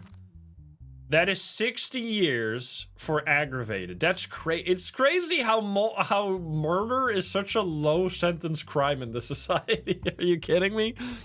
Because it's only treason that gives you, yeah, treason and the other horrible crimes, but not murder, which is kind of wild. Yeah, because none of this other stuff is okay. Well, are you 50? Nope. So it's 60 years. Well, easy peasy to prison. Guilty, and there was no note or anything. 60 years in prison. Wait, 30? Oh, he doesn't have a record? What? You telling me he's gonna get 30 years for killing like 10 people? You fucking lucky bastard. That's crazy, bro. Yeah, why wouldn't that, if he killed children? Wait, are you telling me? Wait. I mean, we have to follow the rule of law, but this is crazy. You're telling me that child abuse gets you executed, but killing children doesn't? That doesn't make any sense. That doesn't make any sense. He didn't do it, man? What do you mean he didn't do it, man? He had an axe and a saw in his fucking hotel room. Have you ever gone to a hotel with an axe and a saw in your luggage? First of all, but that is already sus. Second thing that's sus is that he literally tied down a police officer who presumably said, don't do it. Like, that's the missing piece of the evidence here, is that presumably the police officer wasn't into it because it was an undercover police officer. And then thirdly, we found a bunch of skulls and teeth in his garden. There's no way that he's not. And plus his name is Ted Bundy. Which is clearly a reference to Ted Bundy. So I'm gonna charge you. However, the crazy part here is that I don't understand, if he killed multiple children, that he should only be sentenced to 30 years. But I don't make the laws. I just follow them. So we're gonna go. Is he mentally ill? No, right? No, he's not. You guys keep keep like grabbing the hammer, ready to do my judgment, and then people keep interrupting me. Here we go. GG's. Yeah, wrecked. That must have been correct. Like, come on. There's no way. Okay, alrighty then. Now, we are a little poor now because we did spend a bunch of money, but we're not gonna spend more money right now. We're just gonna get our salary. Here we... In the dark night... Uh-oh.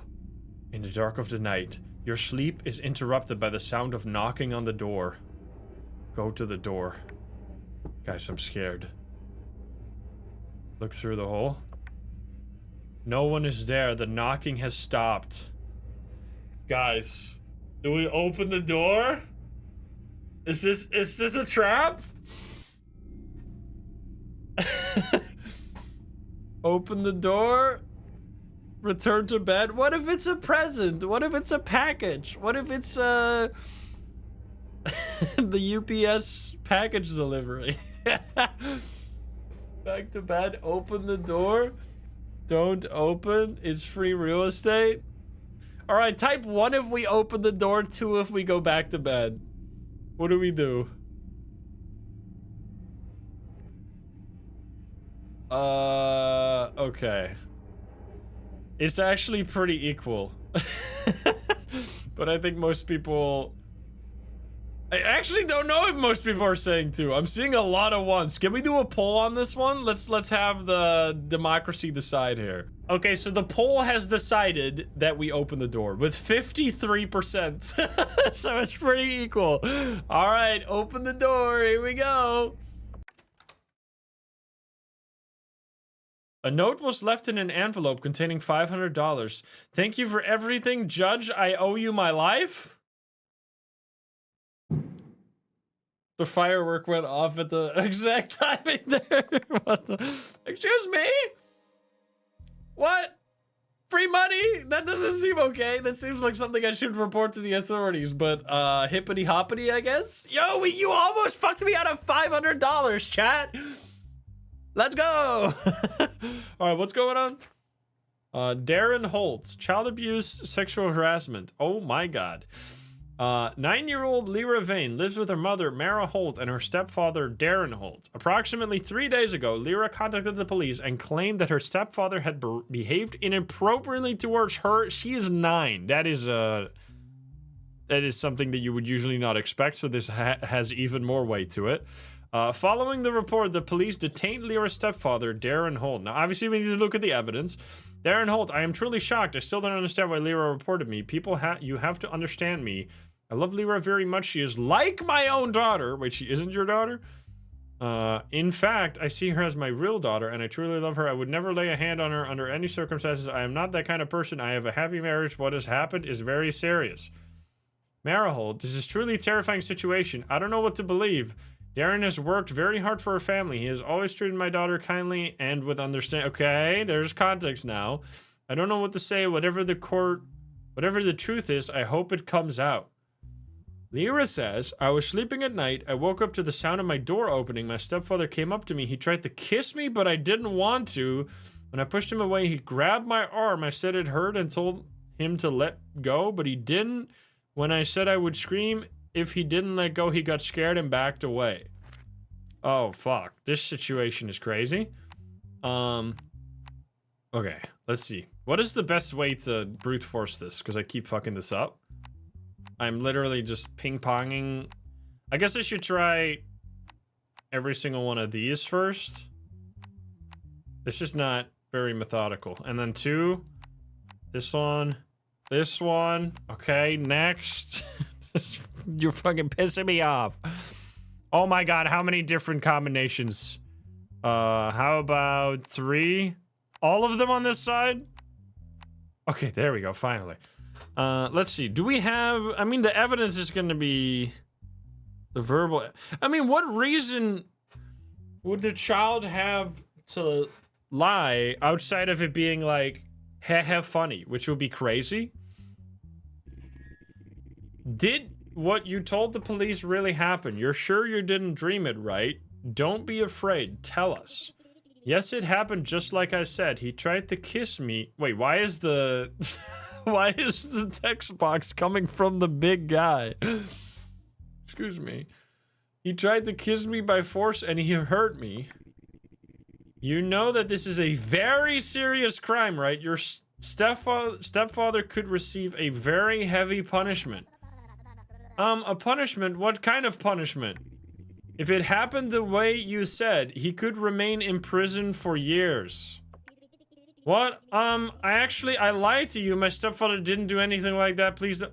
Okay, what the fuck? Okay, so it's actually just made up then. Because what? The first time she learned of the actual... Wait, what? Wait, what the fuck? Why did you lie? I thought maybe they would separate. I thought maybe they would separate and my real father would come back. I'm sorry, you almost got this man killed, bro. Oh my God. Holy shit. There were no signs of assault on the person. Dude, that would have actually gotten him executed, by the way. Because, look, the crime is child abuse, which, according to the law, the matter 5 here, should be leads to execution. That's crazy. Okay, well, I'm glad that the truth came out in court, but my goodness, that was a close call. Yeah, because he has a criminal record, he would have just been executed. Well, clearly, nothing. You're free. This is crazy.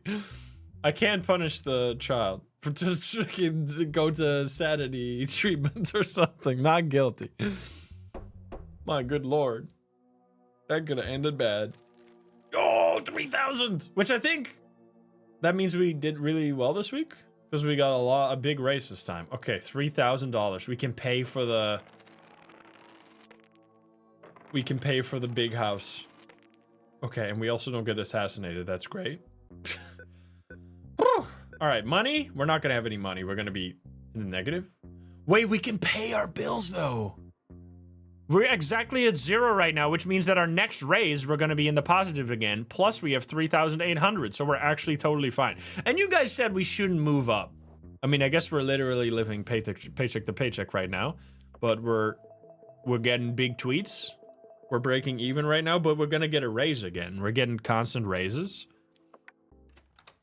The house still looks the same, bro. What do you mean? What happened? Did we just move into the exact same house in another neighborhood for 4 times the price? Have I been scammed? Okay, don't tell me you want some, like, completely nonsense payment now.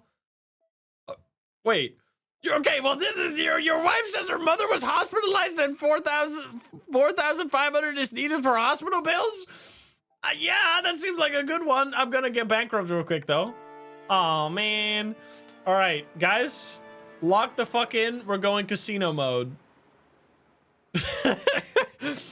You're bankrupt and your family abandoned you. I love how my family really, they really love me unconditionally. When I have no money, I get immediately abandoned. Okay.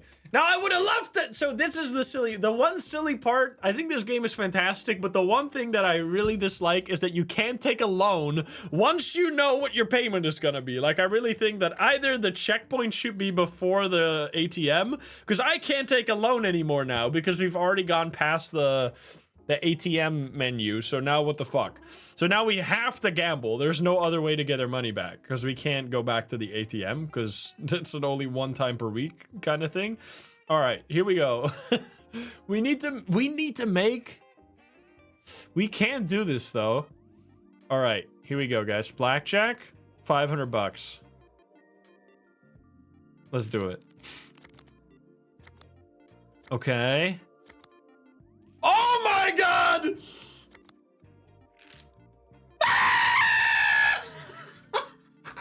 Kill me! End it all! Are you fucking kidding me?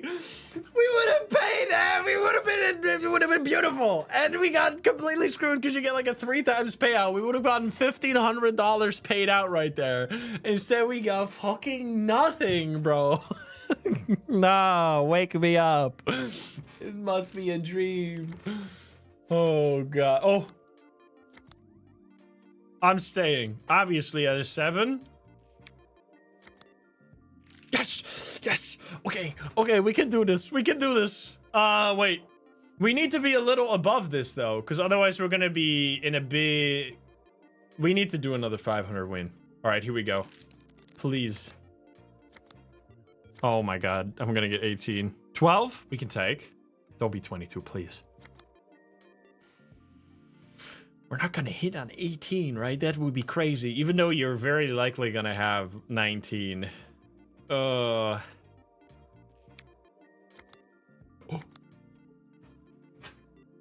You fucker. Come on, man. That's insane, bro. No. Okay, well, I'm taking, obviously. This is unbelievable. This is unbelievable. We're gonna go bankrupt, guys. This might be the end. Try again. Uh-oh. Okay, 17. Please give me 17. Well, obviously we're gonna take. 19. Obviously we're gonna stay. Okay.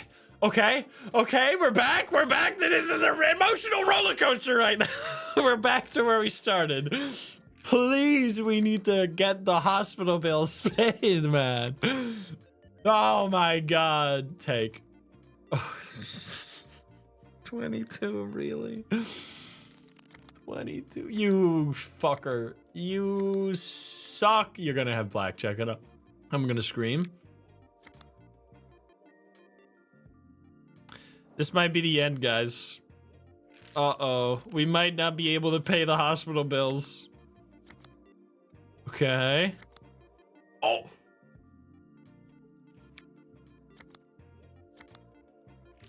Okay. Okay. Come on. Just one blackjack. Just one blackjack and everything is good. Oh my god! Yes! Oh my god, we need to win again though. No, please. The hospital bills. Come on. Come on. Okay. Oh god. All right, guys. Tell me the line. What's the line here on a 4? We have hit so many times on 15 and gotten completely fucked, right? Do we stay? Because he's going to get a 10 or something and then get screwed. I'm going to stay this time because we've been hitting on 15 and getting busted every time. So we're going to stay this time. Just do something different. Oh, you're so lucky. You're so unbelievably lucky, you sucker. Oh my goodness. Take. 18. Suck my fat one. Okay, well that didn't do anything. We need another blackjack. Come on, hit me. Hit me with your best shot. Okay, this is bad. This is real bad. This is real bad. Oh. Okay. We're back. We're back. This could be the win. This one win, and we're gonna get the hospital bills paid, guys. Please. Oh god. Not again. I mean, once again, we're in the same situation. We're gonna stay. 15? 23? Yes! Yes! Yes! We did it! Pay the hospital bills! Get me out of this fucking godforsaken casino! We fucking did it! Honey, yes, your wife says her mother was hospitalized and $4,500 is needed for hospital bills. Do you accept? Yes! Oh my god. We did it. Grandma lives. Whew, go to bed. Good night. Is the mafia leader abroad? It is claimed that the secret leader of the mafia escaped abroad. Uh-oh. Not even a thank you. All right, week 16, here we go. Good lord. All right, we have 0 chance of arrest, 0 chance of assassination. This is good. Let's see. Edgar William here. Charges: aiding and abetting an offender. In the early hours of last week, a person who was alleged to be at the top level of the mafia organization and whose identity had been unknown for years was smuggled out of the country at dawn. Reports flagged by border units revealed that the vehicle used in the escape was controlled by Edgar William, an agent serving in the National Intelligence Directorate. Oh my god, the corruption goes all the way to the top. Law enforcement raided Edgar Williams' home and the agent surrendered without offering any resistance. His statement: I am an intelligence officer who has served my state for 14 years. I am not obligated to question every order. On the contrary, I am obligated to comply with classified orders. That day, an envelope reached me bearing the seal of the Ministry of Interior. Inside the envelope were which you're gonna spill the whole beans, huh? Inside the envelope were a set of coordinates, a vehicle license plate, and information about a person I was supposed to transport. It contained only the phrase, Critical Operation Security Level 5, and an encrypted signature. I went to the specified location. The vehicle was already parked there. Oh, there was someone inside whose face I couldn't see. He didn't say a single word. My task was only to deliver the vehicle to the next meeting point. At the second location, 2 people waiting there took the vehicle and told me that my task had successfully been completed. What the hell? Oh my god. What are we supposed to do with this one, man? Okay, so, I mean, clearly he did it.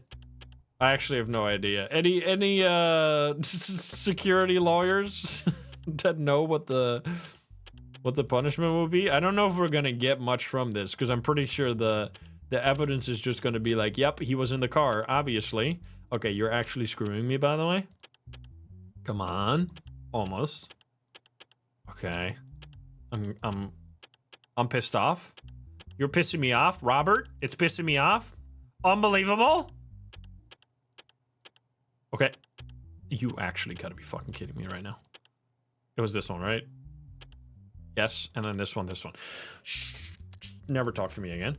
The envelope found in Agent William Burke's apartment stating what his mission was. Banana Republic Ministry of Interior. Mr. William, you have been assigned a top secret mission. You are strongly requested to go to the address below at dawn tomorrow. Do not inform anyone during this period. I mean, if this is official documentation, we should do an investigation of how the fuck this happened, right? It's not necessarily his fault for following, like, if it's actually an official document and it was his task to do that, like, that's his job, no? To do secret missions. This is genuinely above my pay grade, yeah. Did you see the person you were carrying? Did you know who they were? I did not see his face in any way. We didn't even speak. That would have been against protocol. Why didn't you inform the intelligence center of the situation while carrying out this order? Your Honor, the order that came directly from the Ministry of Interior explicitly warned that the mission was classified and that I was not to inform anyone. Questioning the content of the mission would have constituted disobedience to the order given to me. Oh, man. So this is like actually it's between innocent or execution. Like, probably. Wait, aiding and abetting an offender. That would be against the state? No? What would that be? I just want to know what crime we're talking about here. Aiding and abetting. We're talking about 6 years. Well, because he's also below 4. Wait. So you're telling me if this man was 2 years older, he would have gotten 3 years less in jail. Sucks to be you, I guess. That's not high treason, apparently. It's aiding and abetting. Yeah, this is a tough one. Like, clearly, if this is official documentation, he has been ordered to do this by some corrupt person in the Ministry of Interior, but now we're in, like, a situation where, like, what the fuck are we supposed to do? We're supposed to investigate this further. Like, I'd say he's innocent because he literally got the order, but, like, I feel like jailing this person doesn't really do anything either, because it's not gonna, like, send a message to the people that gave this order that they can't give orders like this anymore, because, like, they don't care that this person gets imprisoned. Like, assuming all these documents are actually official and it's like procedure to be doing this, then I feel like he kind of did his job, as fucked up as it is. So I think we're gonna say he's innocent, but that's a tough one. I'm gonna say not guilty, but I don't know if that's gonna be considered to be correct. You're innocent?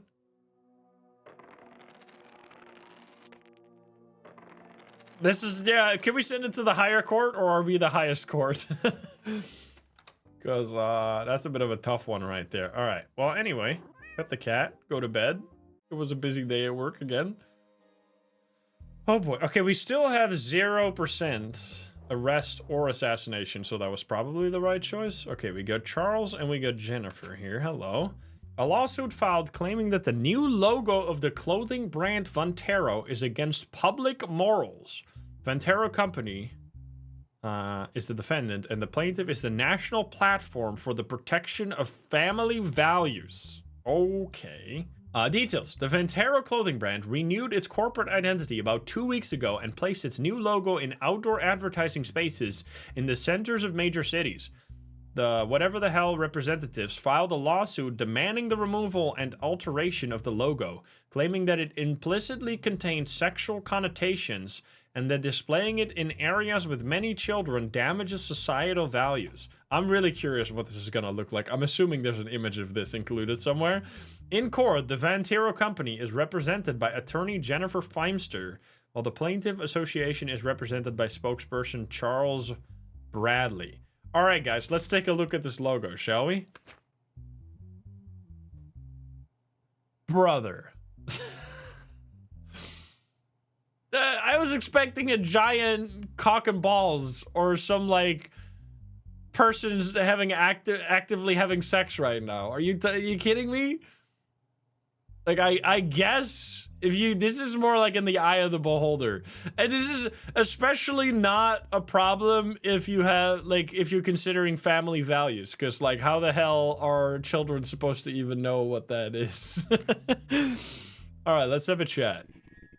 Mr. Bradley, could you explain your discomfort with the logo? Your Honor, the shape of the logo clearly creates an inappropriate association at first glance. Displaying it along school routes used by children and at public transportation stops is unacceptable. As a society, certain boundaries must be protected. I mean, Miss Feimster, what is your defense regarding this I actually don't know. Is that like a thing? Your Honor, the logo in question is a product of modern graphic art. Our design team created an abstract symbol representing the brand's dynamism and creative spirit. If every abstract line is labeled as immoral, the field of art and design will be paralyzed. Moreover, the logo has no obscene intent whatsoever. This claim is entirely the product of the subjective perception. I'm assuming that's everything. Okay, so we literally just get to make a decision. I think this, like, genuinely, this is totally fine. Like, if it was actually just like a straight up like a cartoonish drawing of a penis, like maybe, but I mean, even then, like, I guess that is not allowed in real life because then someone would have done it, and I don't really see like a dick logo anywhere ever, so maybe, I mean, I feel like that's against the company's interest anyway. But I think this is a big nothing burger. It was decided that there was no issue with the logo. I mean, okay, so literally they're not even getting like punished or anything. The only thing is that it would just be changed. I mean, it's just a bit, I mean, I don't know, man. I feel like that's fine. Just change it. I mean, this is one of those cases where we are not gonna do like censorship as the court, and the public has to decide. Like, if the public does like public outcry and they tell the company they don't like the logo, the company will change the logo, right? Like, this is where society has to police itself. I as the judge of the country, I'm not gonna do the censorship for them. They have to do the self-policing if they think this is unacceptable. So I'm gonna say it was decided that there was no issue. This is overreach. This is justice overreach. I don't even know if that's gonna, if there was any good answer there. I'm pretty sure you could have just decided what you wanted. Anyway, next week we're getting paid, right? We better get a big raise. I swear to God, we're gonna be in trouble. We might also just do like a big loan. Because, I don't know, man. We could be in a lot of trouble here. We still have 0 on both. Let me guess. Oh, boy. Jabber Varus and Talon Rook. If these names receive punishment, just like in the shopping mall, a bomb will explode under your house as well. Are you ready to sacrifice your wife's and children's lives? We don't give a damn about the other guy. If you don't want us to harm your family, put all the blame on him. Okay, well, you have been lying about this shit the whole time. You've been saying, like, nonstop that you're gonna kill me, and nothing has ever happened. So, you can suck my fat one. Let's see what we got here, though. Muzo Chimev. Okay, there's a bunch of different people. Jabbar and Talon. So, Talon and Jabbar have mafia protection, and Muzo they don't care about. Terrorism, multiple planned murder. Oh my goodness. Last week at noon, a bombing attack took place at the Brimwater shopping mall. In the explosion, 18 civilians lost their lives. After reviewing the surveillance footage, 3 suspects have been taken into custody. These 3 suspects are believed to be members of the GPG terrorist organization. What does that stand for? Jabbar says, I have completed my mission, but this will not end here. Many of my brothers will continue this sacred duty. This is only the beginning? Are you... You're telling me that I now need to exonerate these motherfuckers? They're literally... They're just saying that they're guilty. Like, at least, if you want me to exonerate them, they should at least play ball a little bit. Like, my hands are tied now. I can't do anything. And Thalin says, Luke, I don't know what you're talking about. I have nothing to do with any organization. I was just there doing some shopping that day. I don't understand. Am I considered guilty just because I wasn't injured in the explosion? See, that's the type of stuff you gotta say, you idiot. And then Muzo says, please, I am innocent. You have arrested the wrong person. I am hearing the name of this organization for the first time from you. I'm not even interested in politics. I'm just a doctor who does his job well. You're a doctor with a criminal record, which is already questionable. I'm assuming, is there like you can't be a police officer with a criminal record. I'm assuming you can't be like a daycare attendant with a criminal record either. Like what kind of jobs? There's probably quite a few jobs you can't do with a criminal record. I wouldn't be surprised if doctor is one of them. But I have no idea. Okay, so he's the only one. Wait, so the doctor is the only one with a criminal record. What the fuck? Anyway, let's see the evidence. Oh my god, here we go. 16 combinations. Let's get lucky this time. All right, not that. Okay, you fucking suck. How about zigzag? How about other zigzag? How about this? Nope. All right, other way. There we go. Okay. Is there any evidence? No evidence? Wait, what? What's this evidence then? Photographs of GPG terrorist organization members who are wanted on the red list. Wait, what is the red list? They are these people, right? Wait, no, they're not. This guy is not on the list. He is literally just a guy, bro. Wait, so you are this guy. That's a gimme. You are this guy. And then this dude is definitely not this guy. So he is literally just... So he's actually telling the truth. So Muzo... And that also checks out with this letter, which is only saying that Jabbar and Thalin are supposed to be set free. So it's actually like these... When you get a letter from the Mafia, it becomes the easiest verdict ever because you immediately know who's guilty because the Mafia tells you who not to be guilty, which is usually who are guilty. Makes it very easy for me. Thank you very much, Mafia. Anyway, what do you got to say?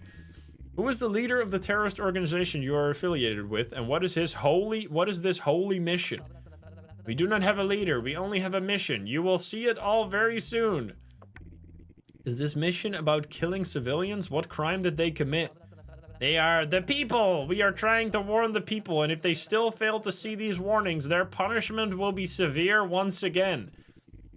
You claim that you are innocent, but your photograph is also on the red list of wanted individuals. Your Honor, please, there must have been some kind of mistake. Someone may have accused me falsely. Maybe the person just looks like me. I don't know. When did you meet these men? I don't know these men. I just wanted to help the people who were injured in the explosion. That's why I ran to them. I don't know who they are. Oh, man. I mean, I feel like they're probably both guilty, right? Just... I genuinely, if the Mafia didn't send this message, I could have maybe found him not guilty. He is clearly guilty. He's literally saying that he's guilty. Like, that's a gimme. This guy is not even on the list. Plus, he's a doctor, so he has a pretty good alibi on why he'd want to be near the victims to help them. That seems fair. So he's not, and he's also not in the list. And then Thalin is on the red list, which is very sussy. Now, he's saying he's here by accident, but the Mafia is saying he's not here by accident, because the Mafia is saying let him free. So, I'm gonna admit this as evidence, and you're getting screwed right now. Now, what's the punishment for this? Let's see. We have terror. Oh, this is like death, I think. Yup. Well, goodbye. You're definitely dead. Wait, did we check the... Okay, they all have nationality. So if they wouldn't have a passport, I would send them away instead of killing them. Right? Okay, well, easy. Goodbye. I don't trust either of you. Get out of here. To the lab. Guilty? Execution. Guilty. Execution. Not guilty. Nope, not guilty. Wait, I clicked the wrong button. Not guilty. There we go. I think this is... I might get in trouble here, but let's see. Please give me 3,300. 3,200. I'll take it, though. I'll take it. So do we take a loan here? I feel like we should. I'm probably going to have increased chance to be assassinated now, which is not great. Let's see. We have $200, so we withdraw the money. So how much would I... Let's see. If we take like a loan, a big loan, right? Like, how does it change? So if we... Let's say we take a loan of 10,000. The weekly payment would be 3,000, and the total payback would be 20%. Which... Isn't that the same as the other loan?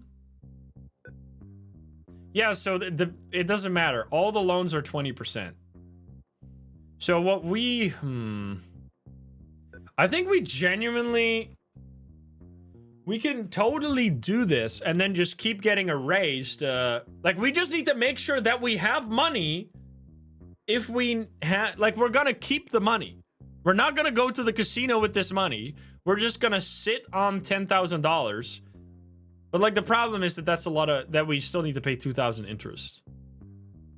We can just go to the casino? Well, I guess. We're not gonna put 10,000 on red. I mean, I guess we just don't take a loan, but now there's a good chance that if we go home and there's gonna be, like, our son needs some money, then we're gonna be screwed. But, I mean, let's just do it. Let's just not take a loan because the interest payment is gonna be crippling. Let's do it. I'm getting out of here. Okay, nobody wants my money. Let's fucking go. Okay. No, the 1,000 is bad because you can't take another loan if you already have a loan, so then you get kind of screwed as well. Well, I guess we're gonna put $70 in the casino so that we can round it down to 500 again, because that's immediately what's gonna happen, right? This is reverse psychology. Oh, give me 21. Oh, you absolute dickhead. Oh, man. I don't know, bro. Did we hit again? Of course, you fucker. Well, now we're rounded down, which means we can invest 100. This is investing. Do get it twisted. 18, 18, 18. Okay, I'll take 18. I wanna... If you get to the courtroom, I'm sending you to jail for scamming.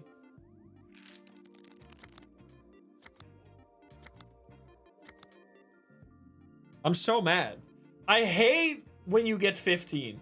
I hate like 15, 16. Because they make me so mad. Because every time I stay,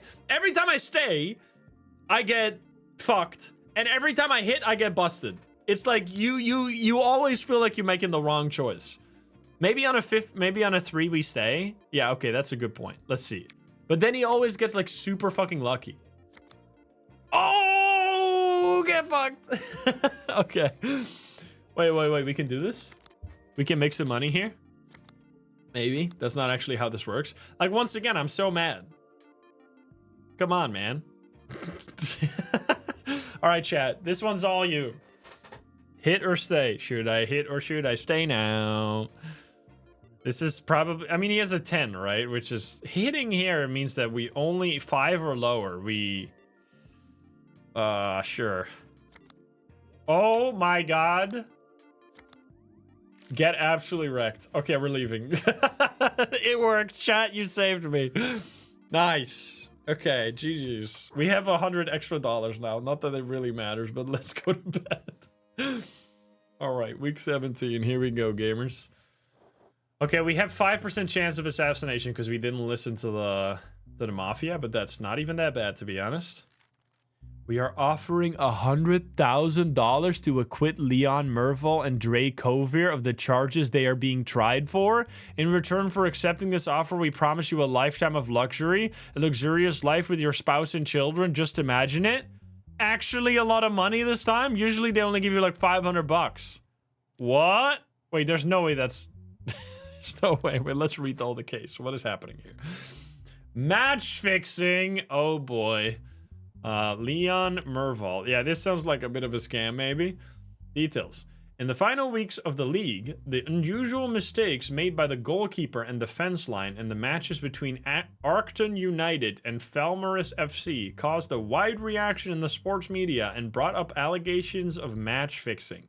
Following the increased media allegations, an official match-fixing investigation has been initiated against Arcton United club president Leon Merval and vice president Dre Kovier.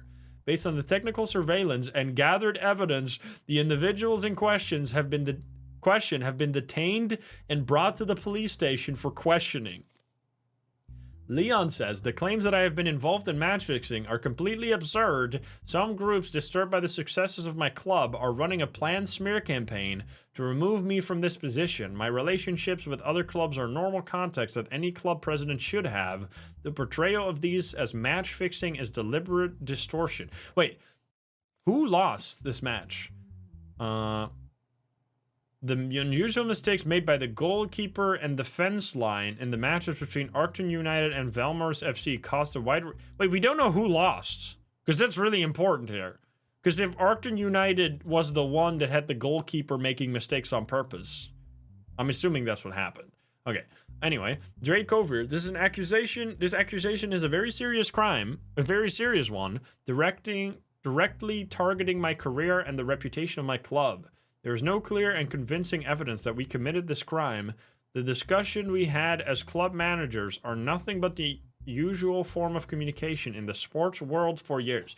Well, I mean, if there's evidence, you guys are gonna get in trouble for this. But if there's no evidence, then not, obviously, because this is not, there's no evidence right now. Let's see what the evidence is. Okay, this one's easy, luckily. Bottom, second, straight across, one up. All the way from the bottom. Among Us. Okay, let's see. Evidence. Phone conversation dialogue between Leon Merval, Dre Kovier, and the president of Valmaras FC. All right, let's see. Leon Merval, hi, how are you? The final week of the leagues are approaching. Things are getting really tight. Valmaras says, hello, president. We're busy, but not too bad. How are things on your team? Leon, we are focused on the final match of the league. I will speak openly with you. The match we will play this weekend is critical for our championship run. If the team keeps the pace of play slightly lower, we as management have allocated a total of approximately $3.2 million. You may distribute part of this amount as bonuses to your players and technical staff. Brother! Valmaras says, President, what you are talking about could have serious consequences. How could I do such a thing? Dre says, don't make it seem more serious than it is. This is a motivation that won't enter official records. Well, that was a fucking lie. A significant portion of the money will stay with you, and you can distribute the rest to your team. Valmaras says, since you speak with such certainty, then let's clarify the details later. The phone conversation dialogue between Leon and a player from Norvia Sport Club. Leon says, hello, you look in good condition. Everyone is talking about you this season. Football player says, thank you, President. We are doing our best. Leon says, look, I have a clear offer for you. In the match you will play against us next week, I want you to stay a bit behind in the game. If you accept this, $1,400,000 in motivation money will be transferred to your account after the match. Football player, Mr. President, what you are saying is very risky. Why is this guy not in jail too, bro? If any problems arise, the responsibility is mine. It won't be officially recorded anywhere. You'll just keep a lower profile in the field, and we'll handle the rest. Football player, I don't think this offer is right, but I can consider it. Okay, well, they clearly fucking did it. What do you say about the allegation that you paid players from the opposing team? Your Honor, in the discussions I conducted as part of my presidential duties, the word bonus was mentioned. However, these were general support payments discussed for friendly matches and cooperation projects. Are you claiming that these conversations have nothing to do with match fixing?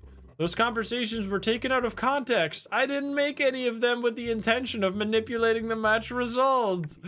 So you are not admitting that you fixed the match. All the context I made were within the framework of relationships that we have existed in football, in the football world for years. Is there anything else you would like to add? That's all I have to say for now. Mr. Kovic, what is your defense? As my president also pointed out, our conversations are being misinterpreted. Is there anything else you would like to say? I did not give any instruction to any player or club to intentionally lose the match. You literally said that. You literally one-to-one said that. You said to fall behind, right? What was it? This one is crazy. Luke, I have a clear offer for you. In the match you will play against us next week, I want you to stay a bit behind in the game. If you accept this, you get $1.4 million. You genuinely, there's no way I can't keep my job if I don't acquit or if I don't sentence these people. Now I am turning down 100,000, but we are the most honest judge that's ever existed. So 100,000 doesn't faze me because I can just make $100,000 in the casino because I'm the best gambler of all time. Now, let's see. Match fixing. How severe is this crime? Let's see. That's financial? Match fixing. That is 4 years and a $5 million fine. Oh my goodness. That's an actual punishment, bro, for once. Oh, and he needs to be he needs to be deported. Well, I am the most honest judge that's ever existed. We're sticking to the letter of the law, bro. Dre, so what was it? It was 4 years and $1 million. Oh no, that's the wrong one. 4 years and $5 million. 4 years, $5 million for you. Wait, are they over 50? Oh, you're so lucky. You're so lucky. Wait, so how does that work? Half the sentence? Does that count for money as well? Criminals over the age of 50 should be given half the punishment. So it's... So I can't like half the punishment of being deported. That's the same, obviously. They're not football players. They're the CEOs or whatever. So, but I can half this. It's going to be 2 years and $2.5 million. 2 years and $2.5 million. Guilty. Money. I mean, how much is the punishment for not doing this? Because we do get $100,000. Guys. Should we take the money? This is so fucked up, bro. It's 100. This is like, because every single time so far they've said like $500 and like a pack of gum. This is the first time that there's no way they're gonna let us keep it though, right? There's no way they're gonna let us keep it. They're just gonna be replaced with someone else who's gonna do the same thing. True, but yeah, this is like real life where the people that can bribe the judge get away with it. Right? This is called Judge Simulator, which means we should be as true to real life as possible, which means they both get found innocent because that's how it would work in real life. So it's not my fault. I didn't make the rules. These are real life rules. Get out of here. Give me the money. Bye-bye.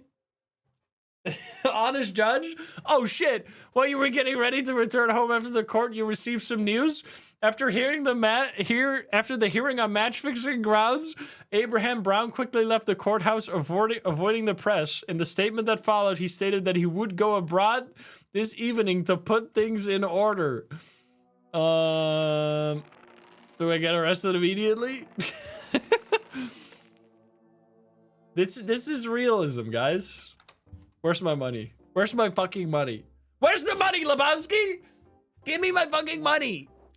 Right there. Is it outside? Where is it? Gimme. Also, we should probably drink some drink some wine before it gets even more expensive. Oh my god. Well, we have 100% sanity at least. Okay, I don't know if this... Let's end the day. Did we get money? Where's my money? Did I get scammed for real, for real? Oh, shit. We get 10% of being arrested. That is the only punishment? 10% of being arrested? That's not that bad at all. What the hell? Okay, Marcellus Gray for $100,000? Yoink! To the Banana Republic Court, charges insult. The insult gives you like 8 years in prison, by the way. The incident occurred at the restaurant called River Fork Grill in the city center. While delivery service employee Jordan Price was distributing orders to the tables, he was targeted with racist remarks by a customer named Marcellus Gray. Upon reviewing the security camera footage, it is clearly seen that Jordan was merely performing his duty and that there was no argument or provocation between the parties. Witness statements recorded by the restaurant management and other employees confirmed that the incident was entirely a personal attack by Marcellus Gray, and upon complaint, Gray was taken into custody for processing. Jordan's statement: I was distributing orders to the tables. When I approached table number 16, this man suddenly said my name and started hurling hateful words in my face. I tried to stay calm because my job requires me to not engage in arguments, but what he said, as you can imagine, were not things easily forgotten. At that moment, I was simply just doing my job. Marcellus says, I go to that restaurant often. Normally, they had a certain employee profile. What? The staff I saw that day, frankly, I thought they did not align with the restaurant's vision. Oh my God. I did not say my words to provoke. I simply expressed my opinion. We can speak freely in this country, right? My grandfather was a soldier. Do you know what my family has done for this country? That's why I believe some things need to be preserved. Okay, dude. Oh, boy. Yup. Alrighty. Well, I mean, what's happening? Wait, so... You bastard are gonna threaten me. This is the insults, which it's just insult. I don't really know how much the insult has to be, but clearly this is like, this is, according to his own statement, these are heavy racist remarks that is gonna get you just immediately judged, but let's see what you gotta say. Do you think the words you said fall under the scope of free speech? Saying something that someone dislikes did not make me guilty. That is my perspective. Why did you suddenly launch a personal attack on the employee? Because seeing such staff there disturbed me. What is that supposed to mean? Ulasi, thank you for the sub. Thank you. What, is he mentally... Oh, okay. Well, I mean, then we're gonna do everybody a favor by sending him to treatment. Okay, well, that makes it all nice and simple. To the lab. To the lab. Sanity impaired. Yup. To the asylum you go. Alright, please don't kill me. Please don't kill me. Please don't kill me. Oh my god. Every time it's so scary now, because I actually can die. Okay, where's my money, Lebowski? Give me my fucking money. Should we try to make 750? So that we can get like a special guard or some shit. Did I actually just get straight up scammed? They're gonna like deliver my money at the end of the payday, right? They didn't just fucking lie to me, right? Oh, it's gonna be in the bank. Oh, maybe. All right, let's go to the casino. Because we need 750 right now, which means we need to win an easy win. Oh, you suck. You sucker. I'm so mad. I'm so fucking mad. You're such a piece. I'm not gonna hit on 20. Are you crazy? All right. How about we make it back? What was I supposed to do there, man? Oh, no. Oh, no. We have to hit on 14 against a 9, right? Come on. I'm actually broke, bro. I'm done for. Spend all in. All in. All in. I'm gonna scream.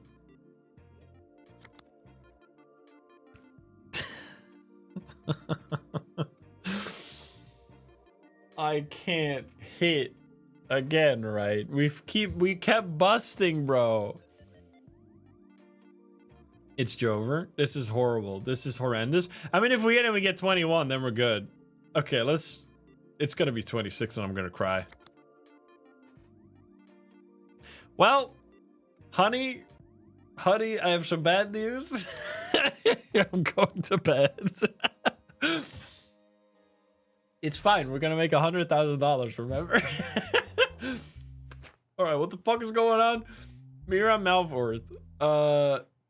Murder.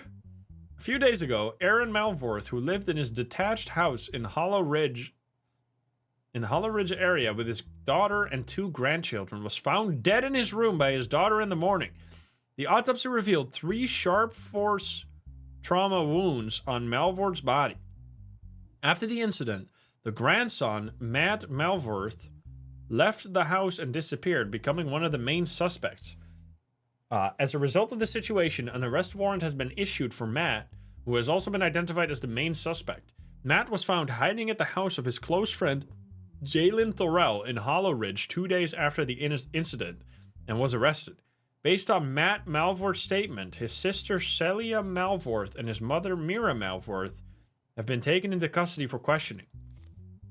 Matt, I know I appear suspicious because I ran away. I haven't been able to process what happened. I love my grandfather. I'm not someone who would harm him. There had been long-standing arguments at home due to the inheritance. My mother and sister were constantly arguing with my grandfather. Celia says, I don't understand why I'm here. I believe the real suspect is my brother. My mother and I were watching TV downstairs at the time of the incident, and my mother can testify to that. Why aren't you arresting my brother? I don't understand. He is a murderer.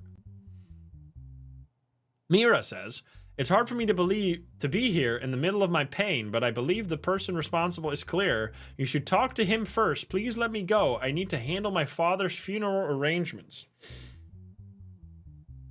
Oh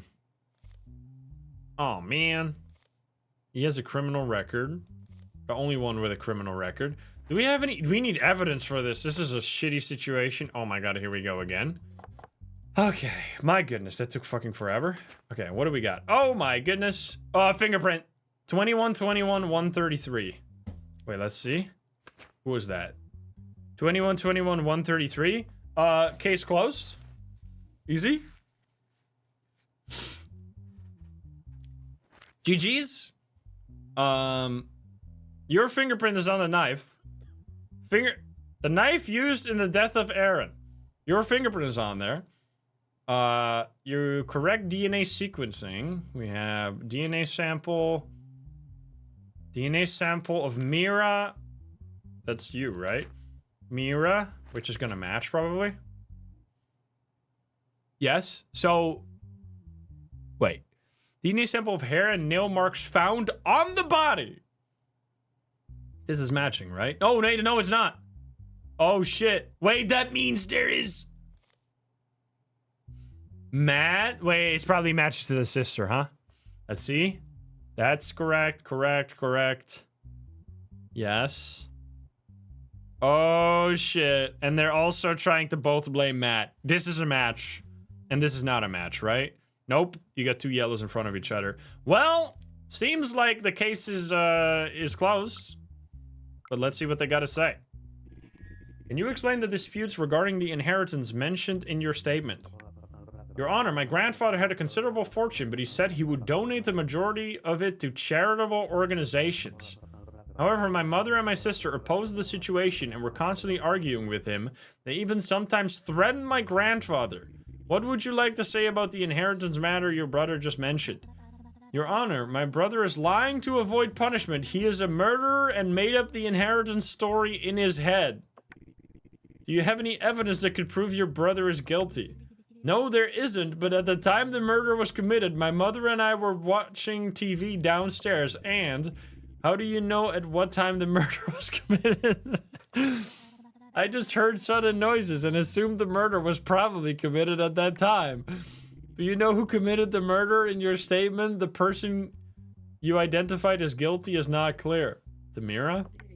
My son Matt committed the murder and fled immediately after.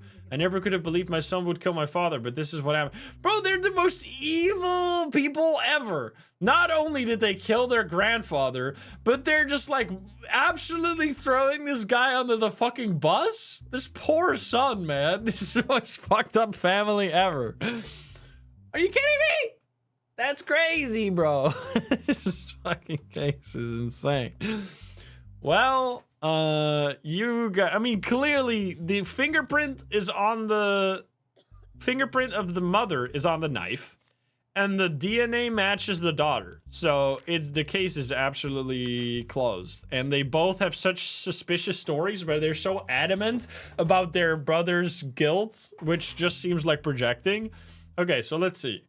You are above 50, you lucky bastard. And you're not. So you get, wait, 21, 133 was the code, right? Which was the mom, no? Yes, okay. So you both get murder charges, right? I'm assuming. Murder charges, which is actually not that bad for some reason. Yeah, murder is only 14 years. Wait, this is actually fucked up, bro. You get 14 and you get 7. God damn it. I mean, my hands are tied. That's what I have to do. Wait, is it? No, but I have to follow the... Only 14 years? Only 14 years for murder? Murder is usually like life in prison, right? It's a life for a life. I mean, I'm pretty sure that's how it usually works in real life. Right? Because this is not execution. Those convicted of terrorism... Yeah, no, it's not murder. It's not in here. 25. 7 is crazy. 7 years for murder is nuts. Especially, like, in this situation where there's also clearly perjury happening and stuff like that. This is like... What is the... In real life, like, let's assume U.S. court, first-degree murder. What is the punishment for first-degree murder? It must be higher than 7 years. 25 to life? First degree. This is clearly first degree planned murder, right? Because they had a motive, which was the inheritance. It's a grandpa he didn't fight. There's no evidence of them, of it being self-defense in any way. It's premeditated first degree murder. Anyway, this is the video game rules. And in the video game rules, you get 7 years. And you get 14 years. So, sayonara, motherfuckers. First of all, let's do this in the most, like, dramatic order possible. We're going to say you are not guilty, which means they already see the writing on the wall right now, which is that you're gonna get 14 years. Check.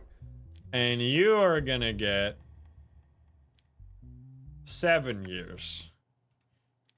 Bada bing, bada boom. Because you're above 50. 10 to 18. Yeah, there's a lot of countries where there's like a maximum punishment to crimes that is like in the 20-year range. I mean, 20 years is a lot longer than 7 years. Yo, as a result of the decisions you made, we decided to raise your salary. This week you will earn $3,400, please. Please let me actually survive and get this money, and also give me $100,000, please. Come on. Did I actually get scammed?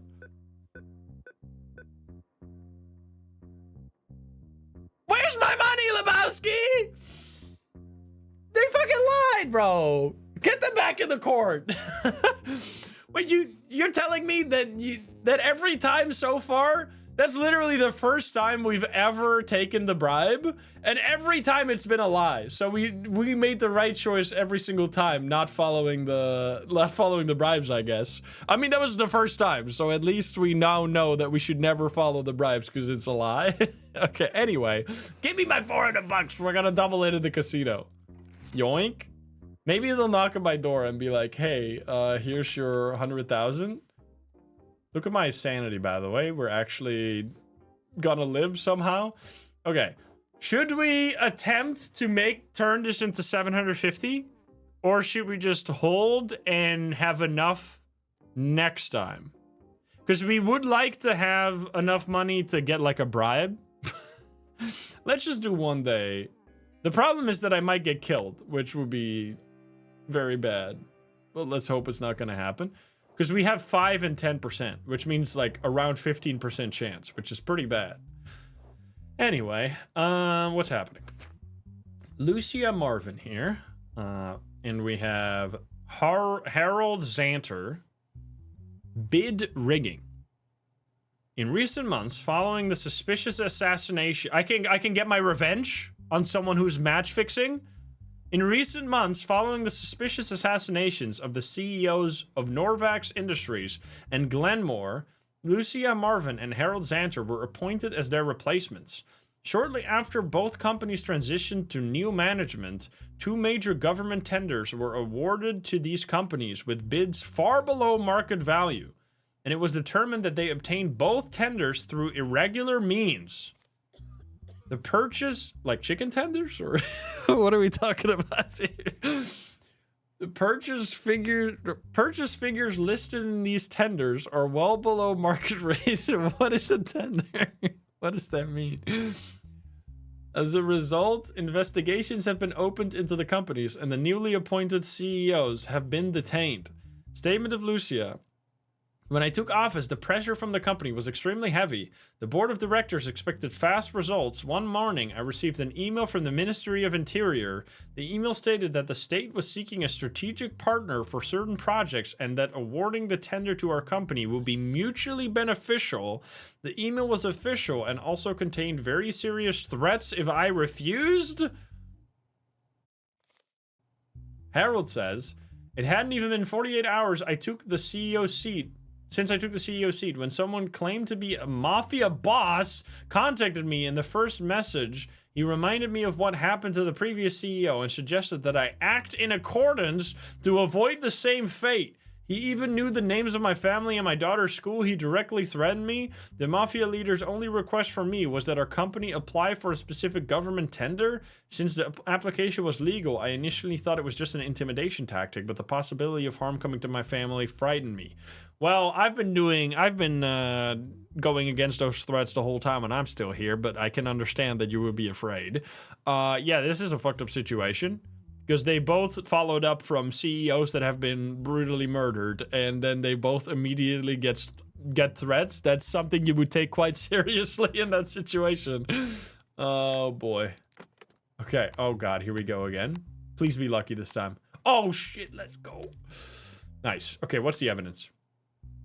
Okay, what are the emails? I'm curious, because this is big. Subject, chicken tender. Hi, Marvin. As the Ministry of Interior, we will offer you a special strategic partnership for the benefit of you and your company. Should you refuse, I must remind you that we will sink the value of your company's shares overnight and destroy your company. What the fuck?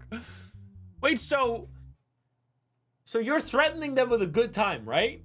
Like, you're saying, take this extremely lucrative deal for your company, or else. Like, am I, what? I'm so confused. Hello, Mr. Zanter. As the leader of the mafia, I love that. As the leader of the mafia, I will make you some offers you can't refuse. You may be wondering why the previous holder of your position is no longer alive. It's because he refused our offer. Therefore, I suggest you make your decision carefully. Thinking especially about your daughter Mia will make the process much simpler. I want you to know that we watch her every day as she leaves school. Wow, fuck, man. I hope that I can do, like, void the contracts at least.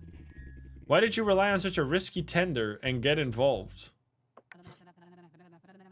Your Honor, the formality of the messages misled me, and in the face of the threats to destroy the company within the message, I was subjected to immense pressure by the board of directors. I had no other choice.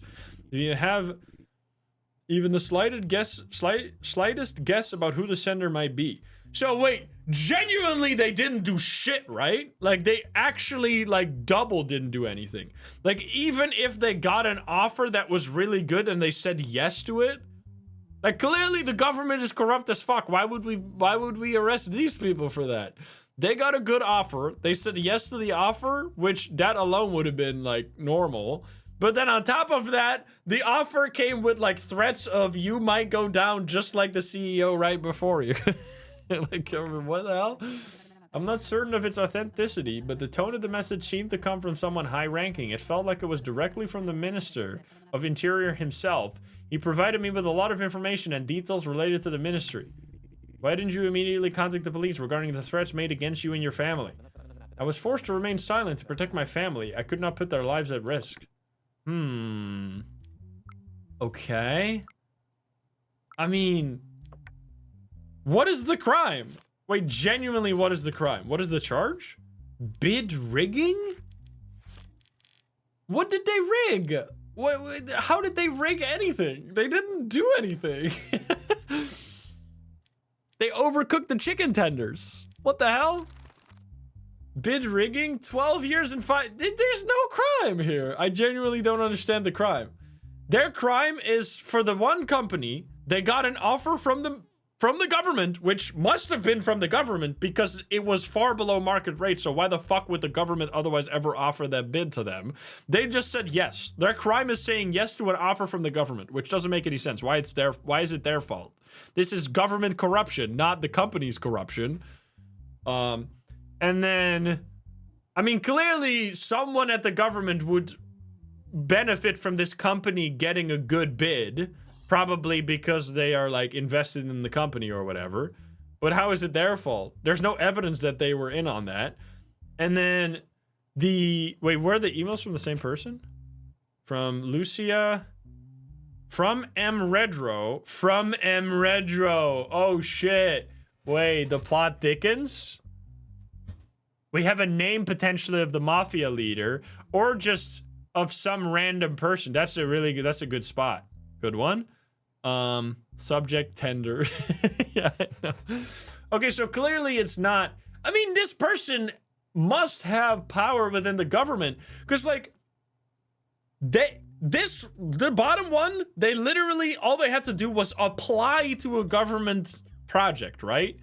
They didn't like have to. They didn't do anything about the rigging. There's no rigging here. They just applied and got the project. The fact that they applied below market rate would have just been rejected if there was no corruption happening within the government. But the government corruption is not necessarily the CEO's fault. I mean, there's obviously some fucked up shit happening here, but there's no reason to put these guys in jail over the government corruption. So I'm going to say you're both innocent. It just doesn't make any sense. Now, we might get in trouble with the government for this, because technically the government's probably not going to be very happy and they might arrest us. But, like, I am an honest judge now after my slight mishap with the match fixing from earlier.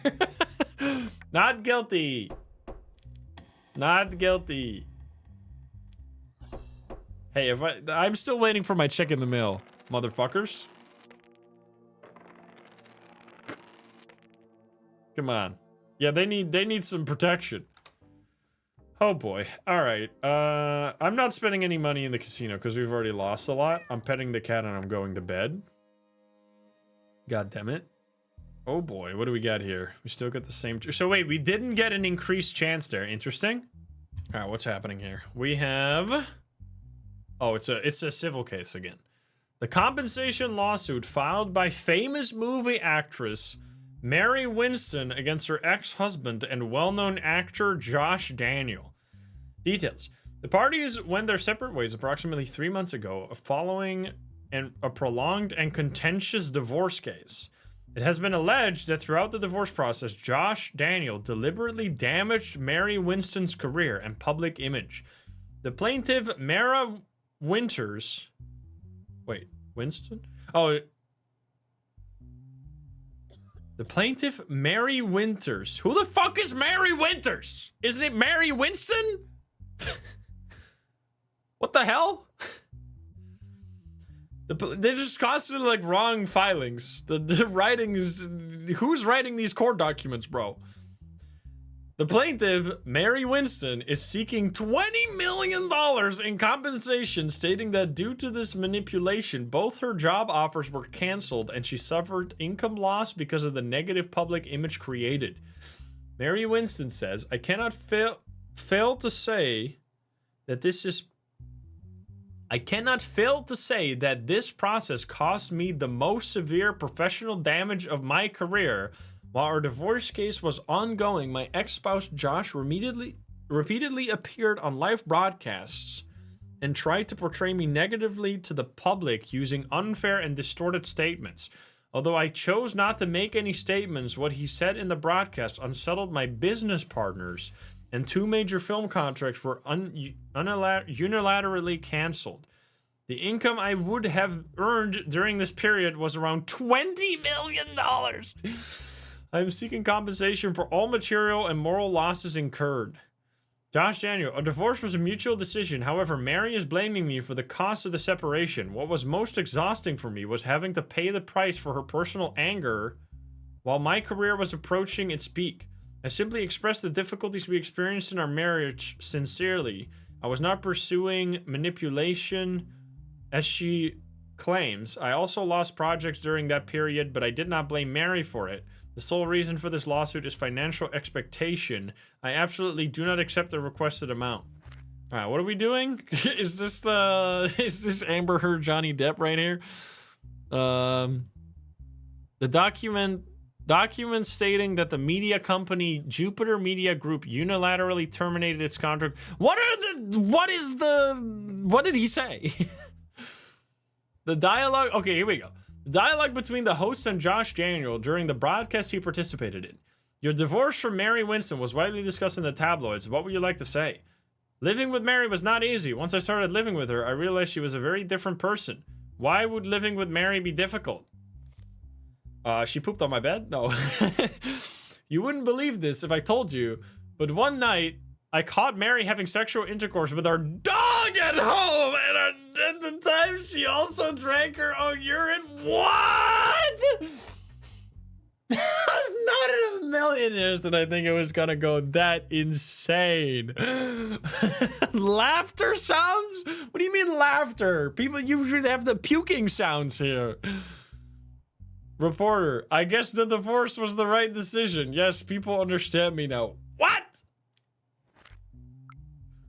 Well, this is heavily dependent on if it was true or not. Because if that is not true, that is a crazy defamation, obviously. All right, let's see. Miss Winston, what would you like to say? Your Honor, I did not participate in any interviews during our divorce process, but Josh appeared on live broadcasts at every opportunity and portrayed me negatively to my audience. Even my fans sent me these videos. He carried out a one-sided smear campaign. Mr. Daniel, what is your defense on this matter? What they said is incorrect, Your Honor. I just explained to people why we broke up, but I never intended to defame her. Mary, by profession, loves to exaggerate and dramatize everything. It wasn't because of me her career was harmed, because people got to know Mary more closely during this process. What? It's literally impossible to make a decision here. I mean, she is not saying... Wait, is she even denying it at all? Wait, she's not denying it. All right? Maybe my fans say... What am I supposed to do? There's no evidence of... I mean... Okay, so wait. How does this work again? A defamation case against a public figure. It needs to be like... There needs to be... You need to prove real malice, right? Which means that you need to prove that it was made with the intent to cause hurt. Which I don't even know how the fuck that works. I'm not a defamation lawyer. But... A truth is an absolute defense against defamation, but we have no fucking clue here because we have no evidence to this being true, which it seems like crazy reckless to say something like this. What the fuck? This situation is insane. This is a crazy... This would be like if you would have evidence of this, you would, can't you like report, this should be reported to the police. And then it should come out in that. I mean, this is a crazy situation. I don't even, why am I the judge, bro? Someone take the hammer. This situation fucking sucks, man. Let's see. Oh boy, we have two choices. Mary Winston was found to be in the right and was decided that $20 million would be paid by Josh Daniel. Mary Winston was found to be unjustified and was decided that no payment would be made. I mean, if this is false information, this is like guaranteed the defamation case gets won by Mary Winston here. If it's untrue, or if it is true, then truth is an absolute defense against defamation, right? Like, if that actually happened and you said it on live television, that's not defamation. That's just the truth. Which, we have no evidence to show that. No, it didn't say anything about why they got divorced. Like, there's basically no evidence. We just have to decide. This is a crazy situation, though. Divorce was widely discussed. It seems like this is the first time he didn't prove it was true. I mean, neither of them. I feel like this case needs to be like dismissed, and it needs to be refiled with proper evidence. Because right now I can't fucking do anything, basically. But I also can't say that no payment should be made. This is just like a stupid situation. Because like this is very likely to be the way that you should go here if this is not true. But if it is true, then this is the situation. But we have no evidence to indicate whether or not it is true. Now, considering she is not denying it, which is definitely kind of making me go this route. Because if this was not true, that would be her first thing to say, right? So the first thing she would say in her statement was, this is false and it is blatant defamation.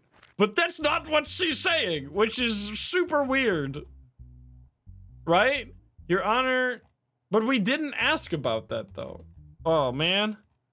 She didn't need to prove her innocence? Well, she does need to prove that there's defamation. I mean, I guess he needs to prove that it was true.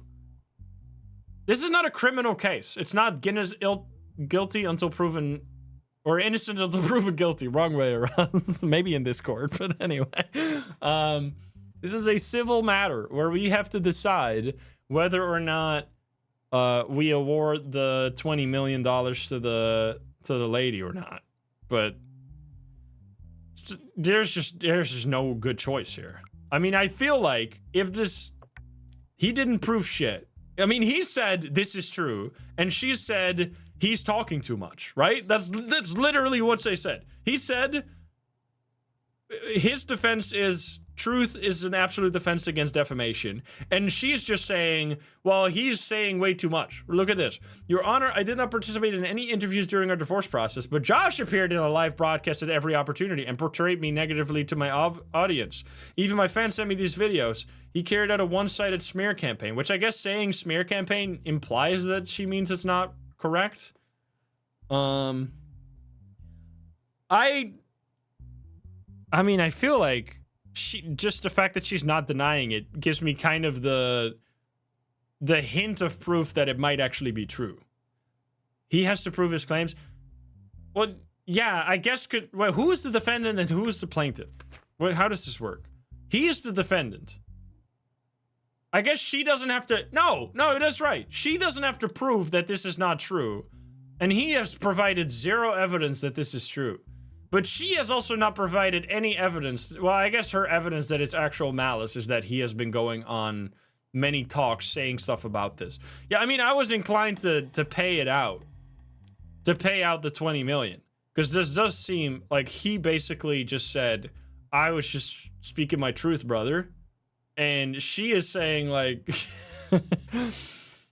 This is crazy shit to say. I think the 20 million seems like I mean, either case, this is stupid, as I've said many times, that we should focus on the fact if this is true or not. Because if it's true, then no payment. If it is not true, then absolute payment. But because we can't we can't focus on that because we can't decide what questions to ask and what evidence to find, We just have to go off of what we have. And with what we have, I think I'm leaning like 55% to this, 45% to this, which means we're going this route. I think this is just... Because that is a crazy accusation without any, like, video proof or photo proof or any proof whatsoever. He just said, I just spoke my truth, brother. That doesn't make any sense. You can't just say that. You can't just say, I just said the truth. Trust me, bro. When you make an accusation like that, right? Like, in real life, you couldn't just say, no, I saw it, right? That's not a... You can't just... Right? I'm not insane here. Like, people are saying I'm wrong, but that seems crazy to me. You can't just say, I saw this, therefore I'm gonna go on, like, multiple news shows and say this. But that seems crazy to me. I think that was the... Okay, maybe... No, it was right, because this is the same setup as before. I mean, I don't know if it changes at every case. Some cases, you can just make any decision and your chances don't change. But my chances did not change, so there's no indication that it was wrong. Anyway, let's see what we got here. That was a crazy case. What the fuck? You need evidence? Yeah, we would have needed evidence that it was true from the guy, because the guy needed to defend himself. Well, I don't know, man. It was a complicated case. We didn't have enough information, but I definitely felt like, based on the information, that was the most likely outcome. Eamon Kell. Oh my god. And beating. Jesus Christ. Lyra Haven called a taxi to go home after leaving the Nightwave nightclub. Although she had consumed some alcohol, she was conscious and fell asleep in the vehicle after sharing her address with the taxi driver. When she woke up and saw that the taxi was waiting in a forested area, she immediately wanted to get out of the vehicle and run away. However, the taxi driver, who quickly followed her, struck Lyra Heaven from behind with an object, knocking her unconscious. When she woke up, she found herself in blood, realized she had been assaulted, and hitchhiked her way to the police station. During the search, the license plate of the taxi that Lyra Heaven had ridden was checked, and it was found that the owner of the taxi was Marcel Torin, who was subsequently arrested. Lyra says, the night of the incident, I was feeling really down. I had an argument with my coworker, so I went out to have a drink. I had a little alcohol at the club, and then I got to a taxi to go home. It was late at night, and I must have fallen asleep in the car. When I woke up, the vehicle was in a remote area surrounded by trees. I immediately panicked and wanted to escape. I opened the door and ran. He quickly followed me, and I don't remember anything after that. I couldn't clearly see the taxi driver's face because it was dark. My phone also ran out of battery, so I had to hitchhike. Oh no, we're gonna have to, like... I don't know what you're... Okay, so Marcel is saying, I don't know what you're talking about. We have two criminals here, right? This is gonna be fucked up. I don't know what you're talking about. I was at my cousin's house that day. The taxi may be under mine. We better have some fingerprints or some kind of evidence like that. I swear to God. The taxi may be under my name, but I gave the car to my friend who wanted to work that day. His name is Eamon Kell. I knew that sly guy had a weakness for women, but I never expected this. Following the statement given by Marcel Torin, Eamon Kell was arrested. Yes, I was using the taxi the day of the incident, but I drove it in the morning. Before evening, I gave it back to Marcel. I hate using the taxi when it's dark. All the troublesome people get into my car, and at that time, I drove the taxi in the morning, and in the evening, I was watching a movie at home. Oh my God, this situation. I swear to God, this better not be one of those cases where they're gonna give me like zero evidence and I'm gonna have to like make a choice to either like kill both of them or send them both away. We better have some fucking proof here, because this game gives you like no proof all the fucking time and then you just have to like make shit up. Which in a case this serious, I surely hope we have proof of any kind. I need to go this way, which means I probably need to go that way. There we go. All right. Please. We have assault report, wound in the head. Oh, here we go. What's happening? Lyra Heaven's DNA, even... Wait, what? What's happening? Marcel Torin's DNA. Okay, wait. So, okay, I'm assuming DNA found on her, and this is... Because they shouldn't have the same DNA. They're different people, but I'm assuming that's what they mean. I'm assuming they mean DNA that was found on Lyra matching with this. So this is incorrect. This is not matching. This is matching.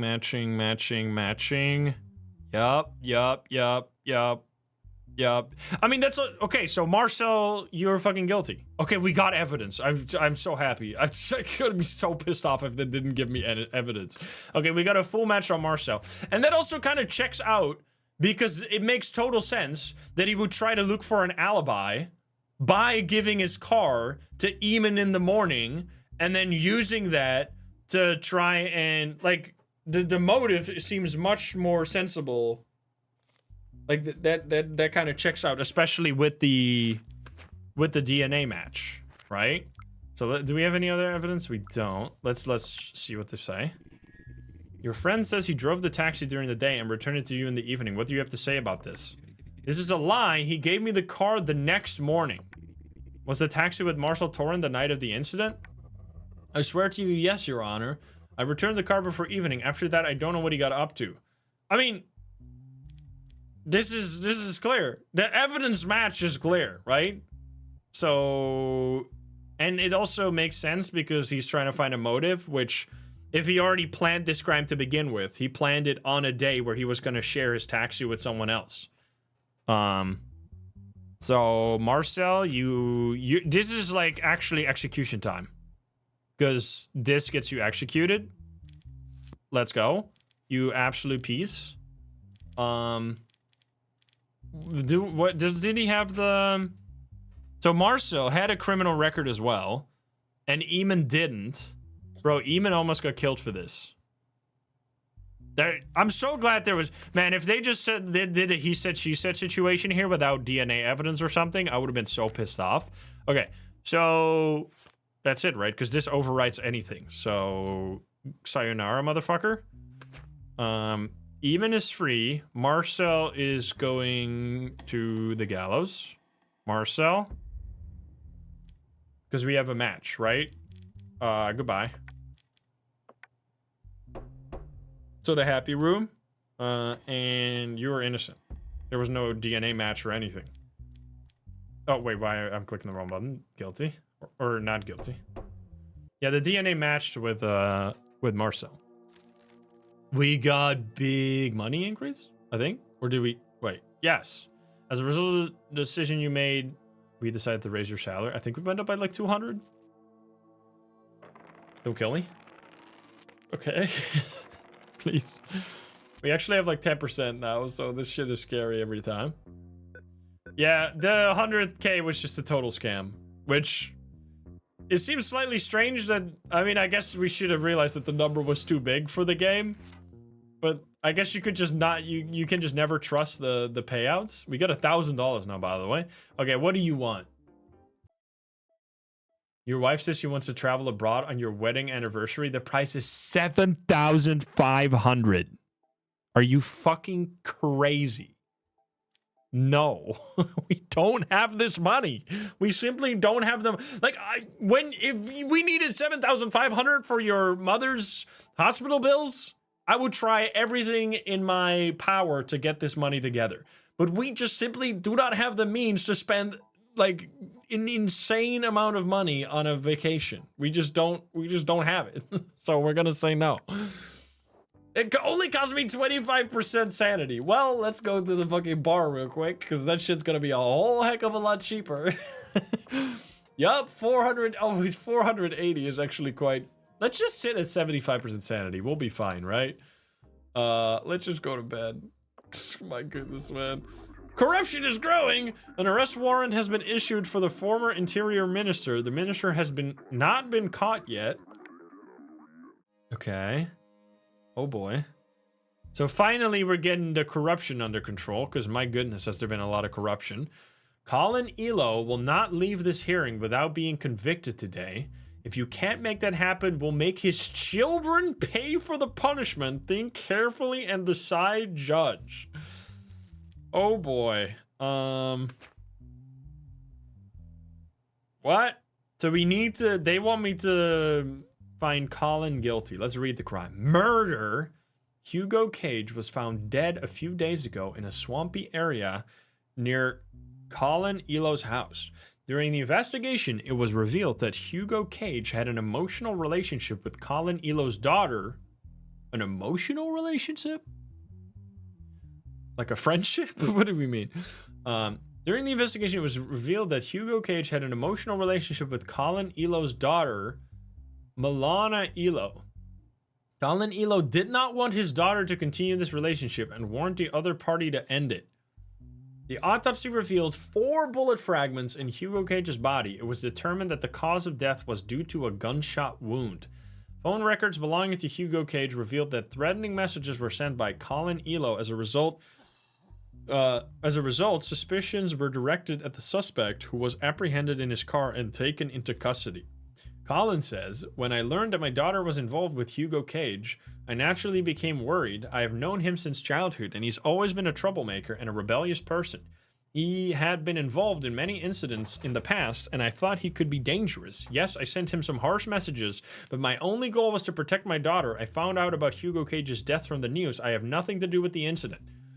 Milana says, "My relationship with Hugo was new but strong. At first, my father took it calmly, but when he found out who my boyfriend was, he reacted. He asked me to break up with him, but I couldn't. When I heard about his death, my world turned upside down. I can never believe my father would do something like this." Okay. Who do we have in the courtroom, by the way? You are Colin. This is the daughter, I assume. There's digital evidence.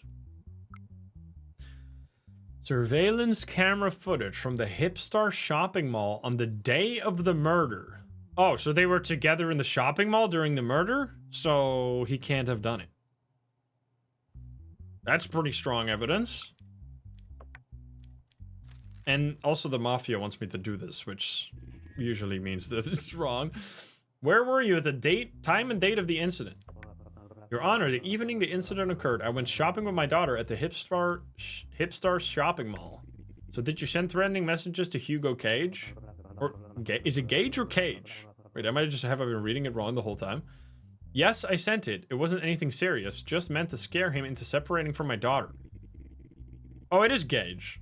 I thought it was Cage. Whoops. So why do you think Hugo Cage was a dangerous person? He grew up in our area. I saw that he had been involved in many fights since childhood, carried sharp objects, and frequently had problems with the police. He was definitely someone you wouldn't want near your child. You confirm what your father said. Yes, Hugo sometimes hung out with the wrong people and came from a troubled family, but I think deep down he was a good person. Do you think your father could have committed this murder? What? Never. My father might be overprotective, but he's never a murderer. He's never a murderer. He's never done it before. Okay, well, I mean, clearly he didn't do it. Because there's evidence of them. I'm assuming, like, there's no timestamp on this, but I'm assuming that this exonerates him, clearly. If he was here, and there's video footage of them being in the mall at the time of the murder, he can't have committed the murder. Clearly he's innocent. So, and also the mafia wants me to convict him, which means there's definitely more at play here, so you're not guilty. Oh, it did say time? I didn't. Okay, I read it wrong. Okay, please don't kill me now, though, because I'm gonna be in a bit of trouble here.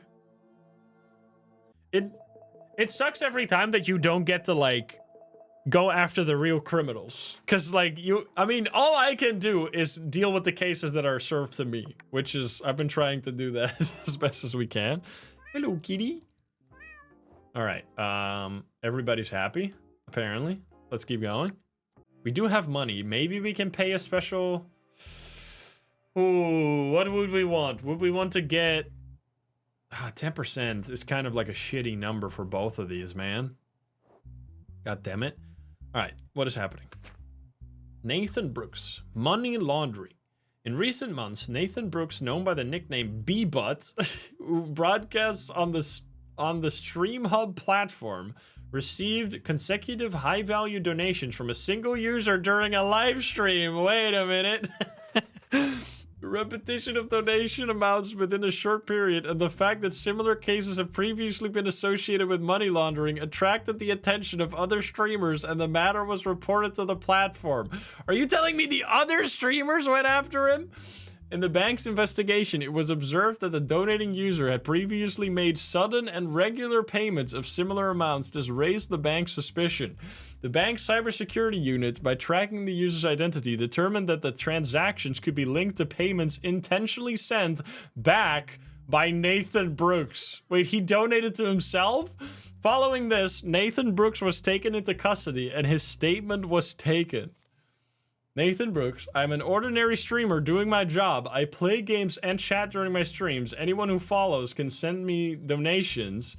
Why should it be a crime for someone to like and support me? It's not possible for me to know the details for the donations sent. Investigating the source of this money is not my responsibility. I simply do my stream and people support me as they wish. Well, it's my responsibility, so let's see the evidence to this, because if you I'm assuming there's gonna be like the bit evidence from before. Okay, by the way, this is I hate this mini game. There's two mini games that are like pissing me off.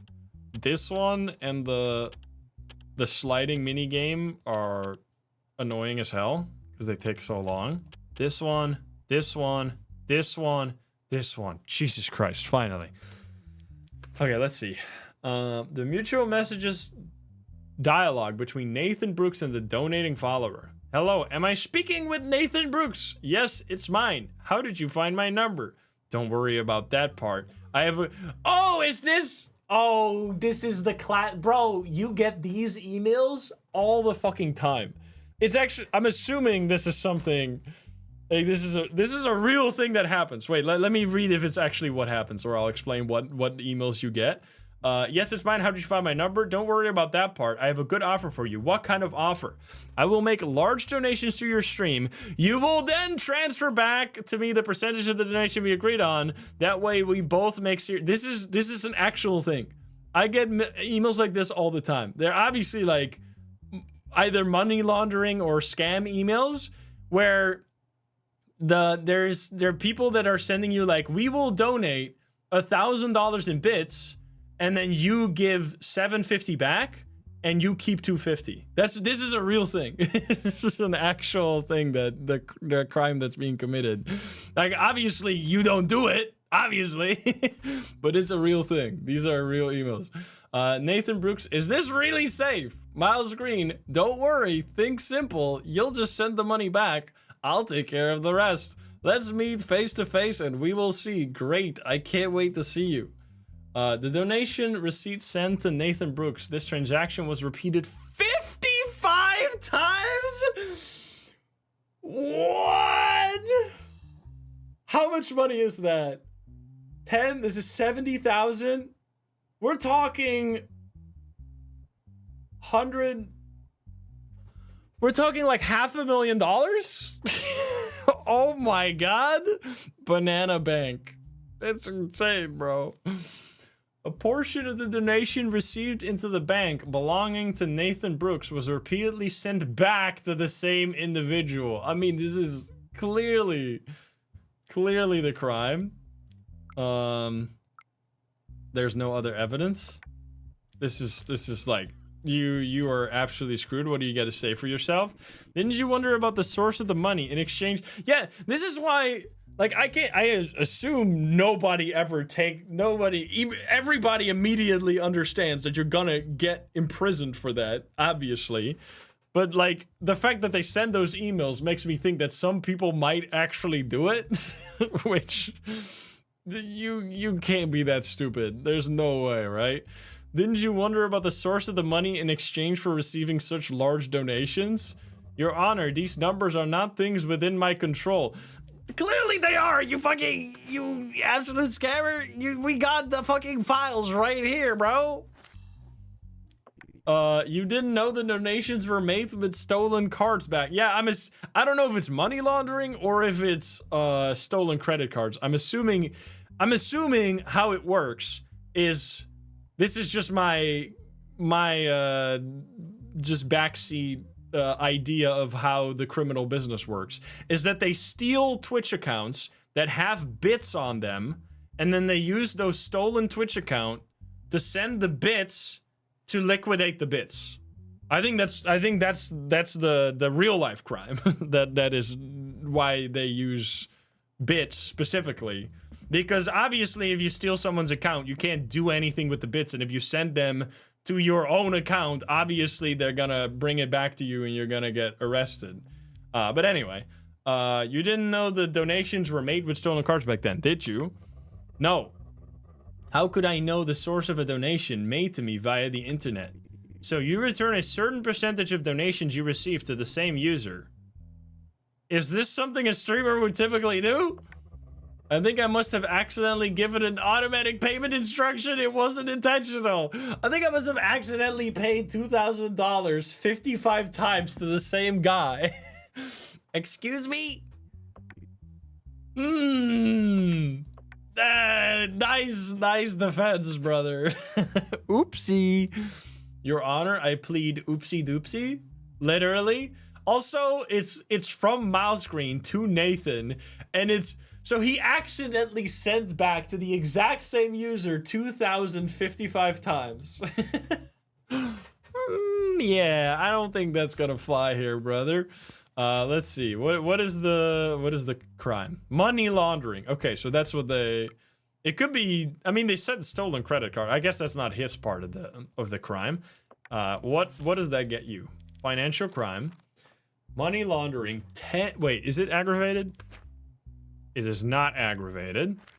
So you get 6 years in jail and honestly, 6 years in jail and a $50,000 fine. He made 450,000 or something off of this, right? Can anybody do the math?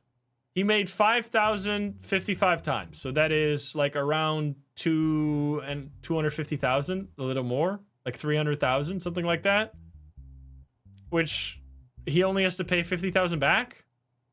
So he made 225,000. I mean, he's gonna go to jail for 6 years. But anyway, you're going to prison.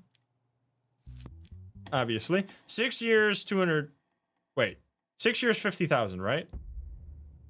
I'm just double checking. 6 years, 50,000. Yep.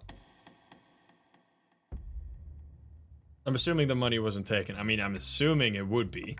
But anyway, 6 years, 50,000. Bye-bye. 225,000 for 6 years in prison. That's dystopian. I'm not gonna ask you if you would take that deal. That's fucked up. Good. We haven't gone to the casino in a few days, right? Guys, it's our lucky day. I feel it. Here we go. It's just 100. How bad could it be? Oh my god. Immediately get fucked, bro. Just get me out of this fucking place. Fuck, dude. Stupid 4, bro. Anyway, who the hell are you guys? We have 10%, 10%. I'm a little scared, but we're still here, so whatever. Alexei Korolev's claim that the child born to his ex-wife Melissa Hartley is his biological child. Alexei Korolev and Melissa Hartley were unable to have children during their marriage. Wasn't there a huge, by the way, speaking of, I'm not talking about this one. Wasn't there a huge case, like relatively recently, where like a ton of, I think it was Turkish streamers? I don't know. There was like a community of streamers that got into a huge amount of trouble for exactly that case, where people were doing like money laundering with gifted subs or something like that. I don't know if anybody has heard about this. I thought there was a case like that on like Twitch recently, in like a few years ago. Anyway, 7 months after the divorce, Melissa Hartley gave birth. The plaintiff, Alexei, believes the child was conceived while their marriage was still ongoing, and therefore he thinks he is the biological father. The defendant, Madeline, claims that the child's father is currently Aaron Ryder, with whom she is living. Alexei Korolev, only a few months had passed since our divorce. I learned that my ex-wife had given birth. Naturally, it is obvious that the child was conceived during our marriage. I do not believe she cheated on me. All I want is to be officially recognized as the father of my child. Well, their case was like This, where he faked subs to inflate hype? Was that? Regional pricing of subs in Turkey was lower than what streamers got, so if you were in Turkey, you could send yourself subs and profit? What? Okay, was that it? That does sound like familiar. How did Twitch not figure that shit out? That seems so stupid. How did they? I mean, I guess they did figure it out, but anyway. Okay. What are we doing here? So there was they were married, they divorced, child was born to Melissa, and the child would have been conceived at the time that they were married, so he's saying, this must be my child. So now we have DNA matching, so let's see. The child's DNA, does it match? Because this would be the easiest case if it does. As a result of the DNA report, it has been proven that the child does not belong to the dad, or to the guy. Yeah, we have this, for example, blue on green is not right. So she cheated. I mean, that's fucked up, but that means there's been, like, what am I supposed to do? I can't make you the father of this child when you are not the father. Just like, I can't send her to jail for cheating. There's, like, you guys are already divorced. I can't do anything. My hands are tied. It's fucked up, but I can't just make... It was decided that the child be registered. I can't just make you the father when there is DNA evidence of you not being the father, right? Unless there's like... Wait, did I ask that? I should ask to them. Talk to them. What would you like to say regarding this matter? Alexa is not my child's father. I have no doubt about this. Please leave us alone now. During the marriage, was there ever a moment when you thought your spouse was cheating on you? Never. Melissa would never do this to me. That's why I wanted this to be clarified. Well, I mean, it has been clarified. Like, I'm sorry. I'm sorry. It sucks, but you are not the dad. It was decided to reject the request to register the child under Alexei Korolov's civil record. Yeah, I'm sorry. Poor guy. We got 3,800. Bro, our salary is going crazy. We started with like $500 and now we're making 3,800. Bro, we're fucking rich. Uh-oh. Okay. Okay. I'm alive. Oh boy. When is my $100,000 coming, guys? Anybody explain? Goddamn scammers. We could go to the... Is this gonna get more expensive now? Plus 15? 480. We could do... I mean, we don't really care, right? As long as it's not at 0, I don't think the mental health even matters. So why would we spend it on alcohol right now? Let's just go to bed. I'm glad nobody wants any money right now. Hello? We have a message. Oh, boy. Ryoji Tanaka is our leader, and today he will be acquitted. If he is convicted, a heavy penalty will be waiting for you at the end of the day. We expect you to be compliant, judge, and follow our instructions. Wait, we have not followed an order a single time, and you're still gonna tell me that he's the leader? What? Why would you tell me that? You know that I don't follow your fucking orders, you idiot. Okay, wait, we can literally just... We can fix the assassination afterwards. But anyway, let's... What is even happening here? Ryoji Tanaka... charges tax evasion, organizing illegal gambling activities. Following an... I mean, they could just be lying. Maybe they're trying to fool me. They're doing reverse psychology or whatever. Following an anonymous tip received about 2 months ago, the police placed a small electronics shop called Lotus Appliances located in the bank streets of the city center under surveillance. It was observed for a long time that the establishment, which appeared to be an ordinary repair shop during the day, organized high-stakes private games behind closed shutters at night. On the night of the operation, teams raided the back section of the shop and took the business owner, Ryoji Tanaka, into custody. Ryoji Tanaka says, I didn't force anyone to come here. People came to have fun and try their luck a little. Wait, am I part of this crime? Did I go to this casino the whole time? Imagine. That means you go to jail on execution. You fucking scammer. Think of hundreds of men who had moved out of this city and lost their jobs. They all saw this place as the only place where they could breathe. The state talks about taxes, but what does it give to those who pay them? Does it take responsibility for a customer knocking on my door at 3 a.m.?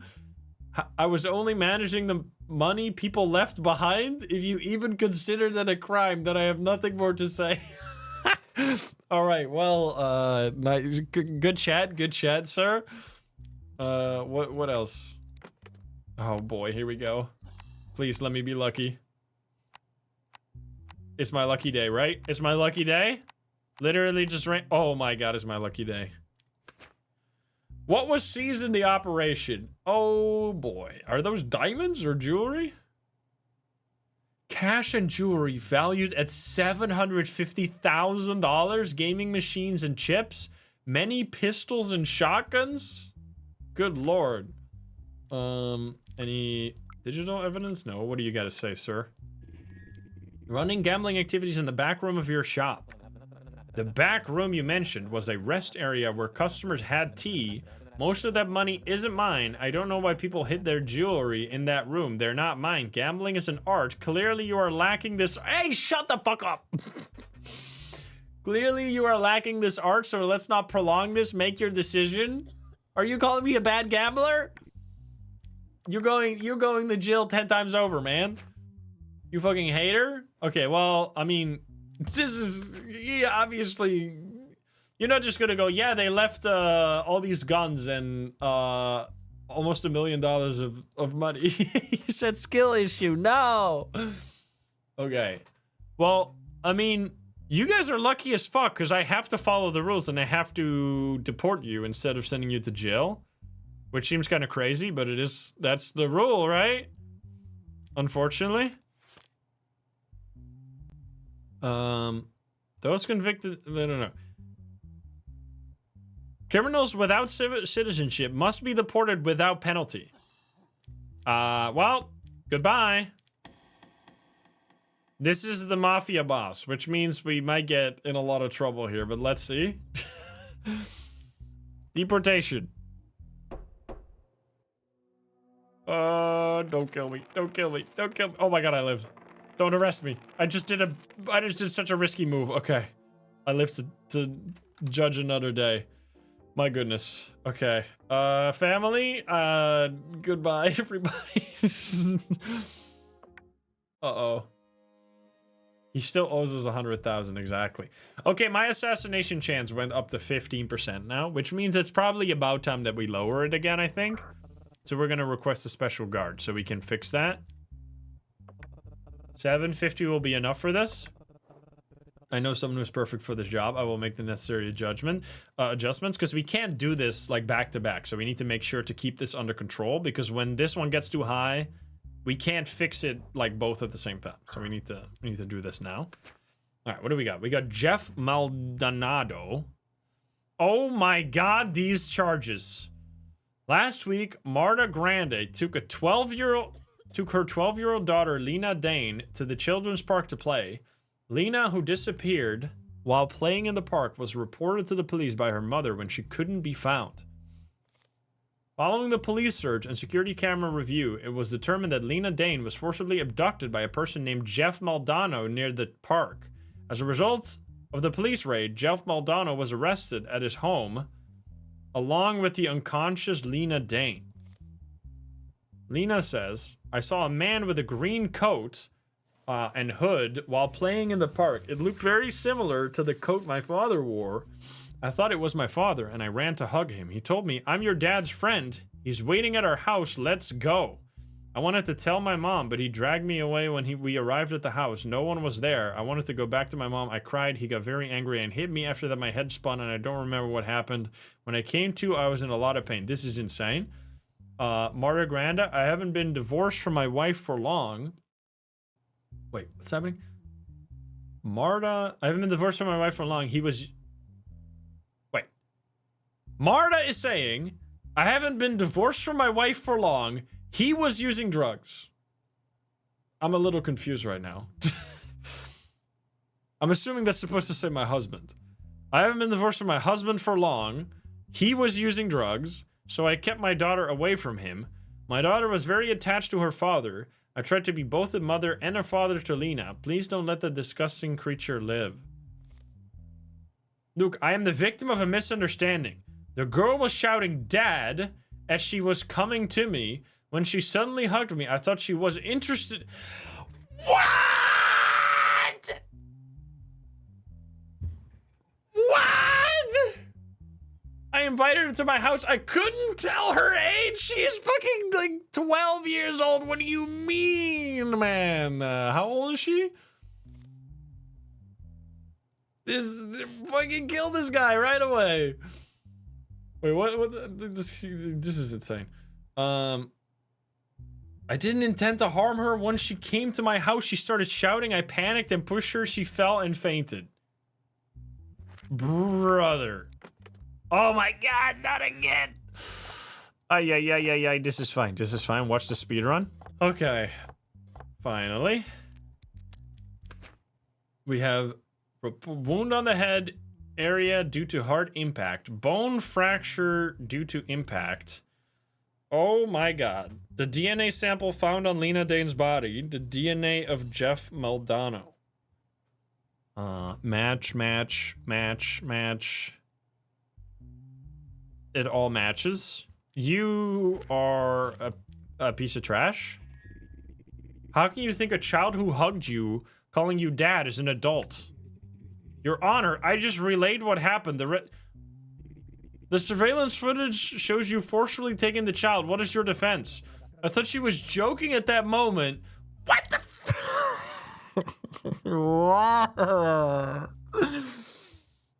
Oh my God. I am so glad, by the way, that if this guy like didn't have a passport and I'd have to deport him, I'd have to break the rules.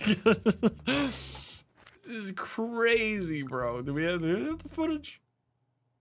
What he's just carrying? Oh my God. Well, you are insane. And this both of those lead to immediate. Wait, let me show you the rules. Heads will roll because matter 5 makes these both execution crimes, which means you're gonna hang. Get out of here. Guilty. Bye-bye. What the hell, man? That's crazy. That might be that is the most insane crime we've seen so far. We've mostly just, I mean, we've seen murders, but that one is totally fucked. Okay, we spend money on a special guard. Now we need to wait 1 week before we can do it on the we can get a bribe as well.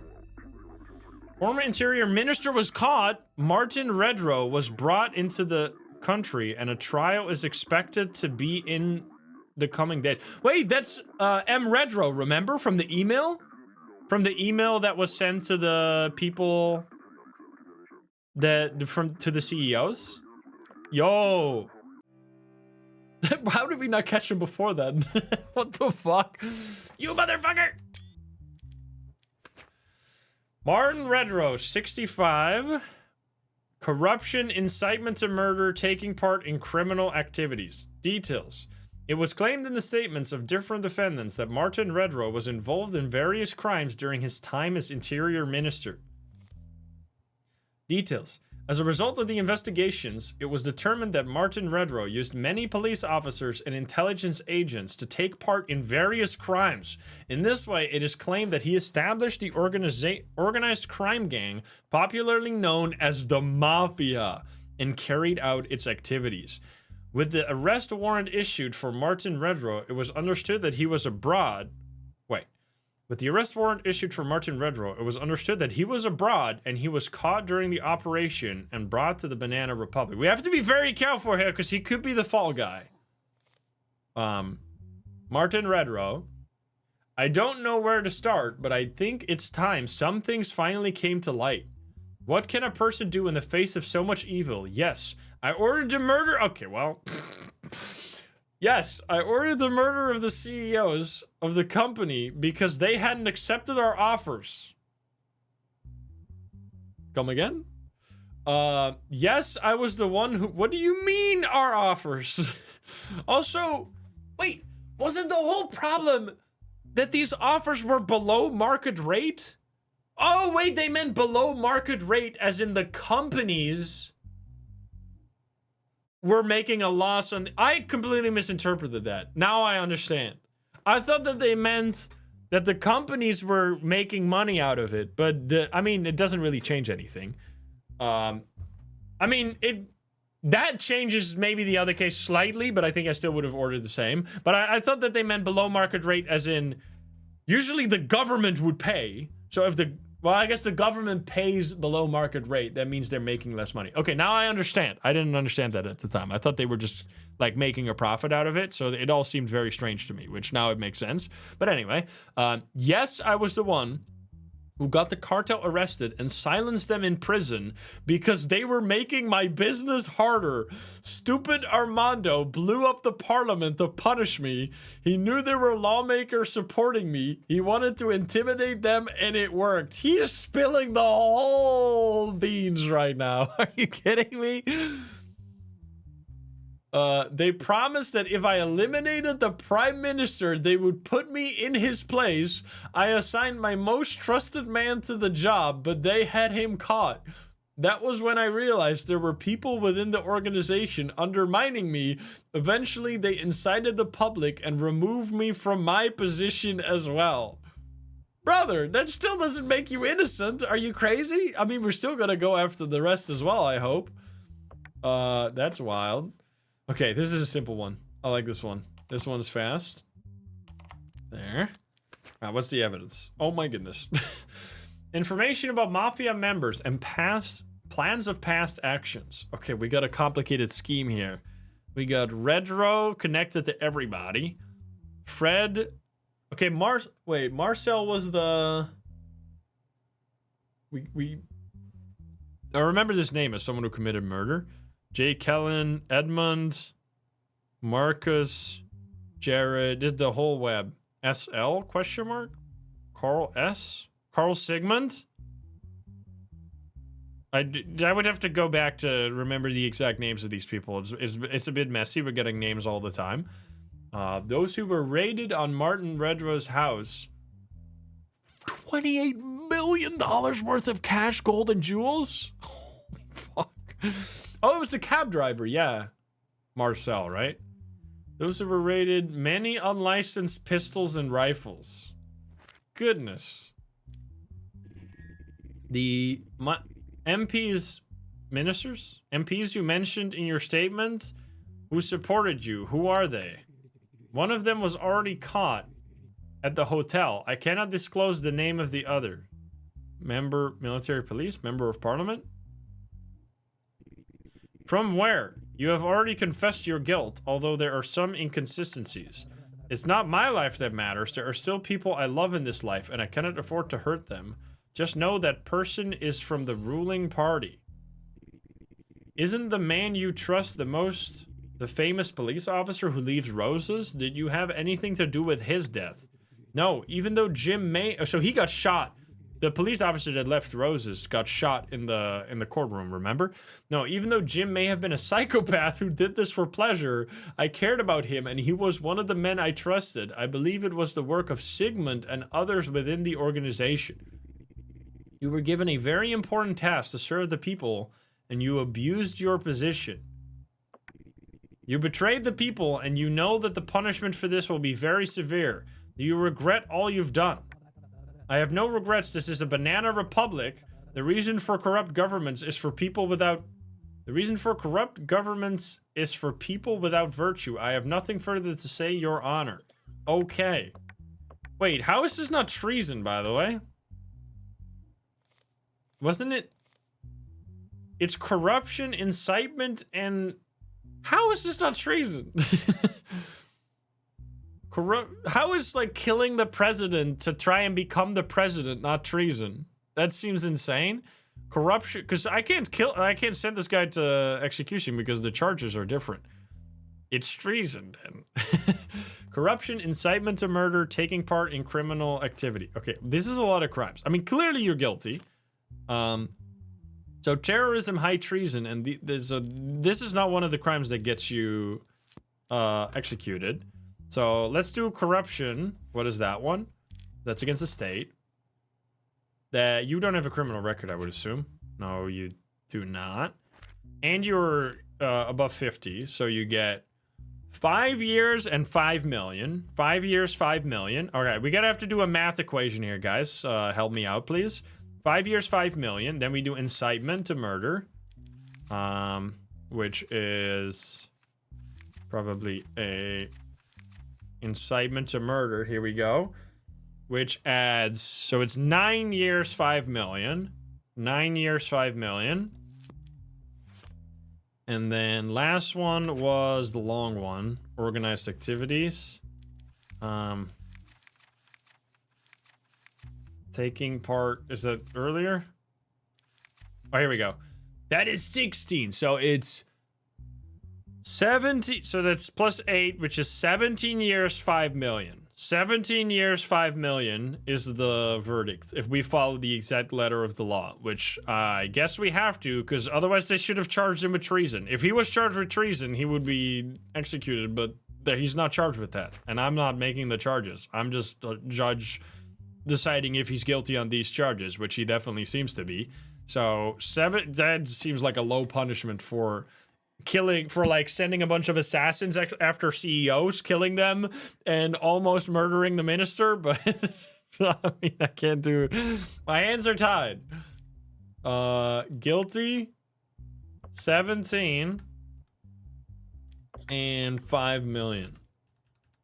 The other assets better have been frozen, because otherwise he gets 23 million back, right? Oh boy. He was old, so he gets half the punishment. Wait, what? 5 year, 5 million? No. It's half the punishment because he was old. So 16 divided by 2. Goodbye.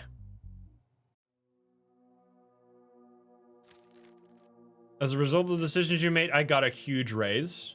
Holy.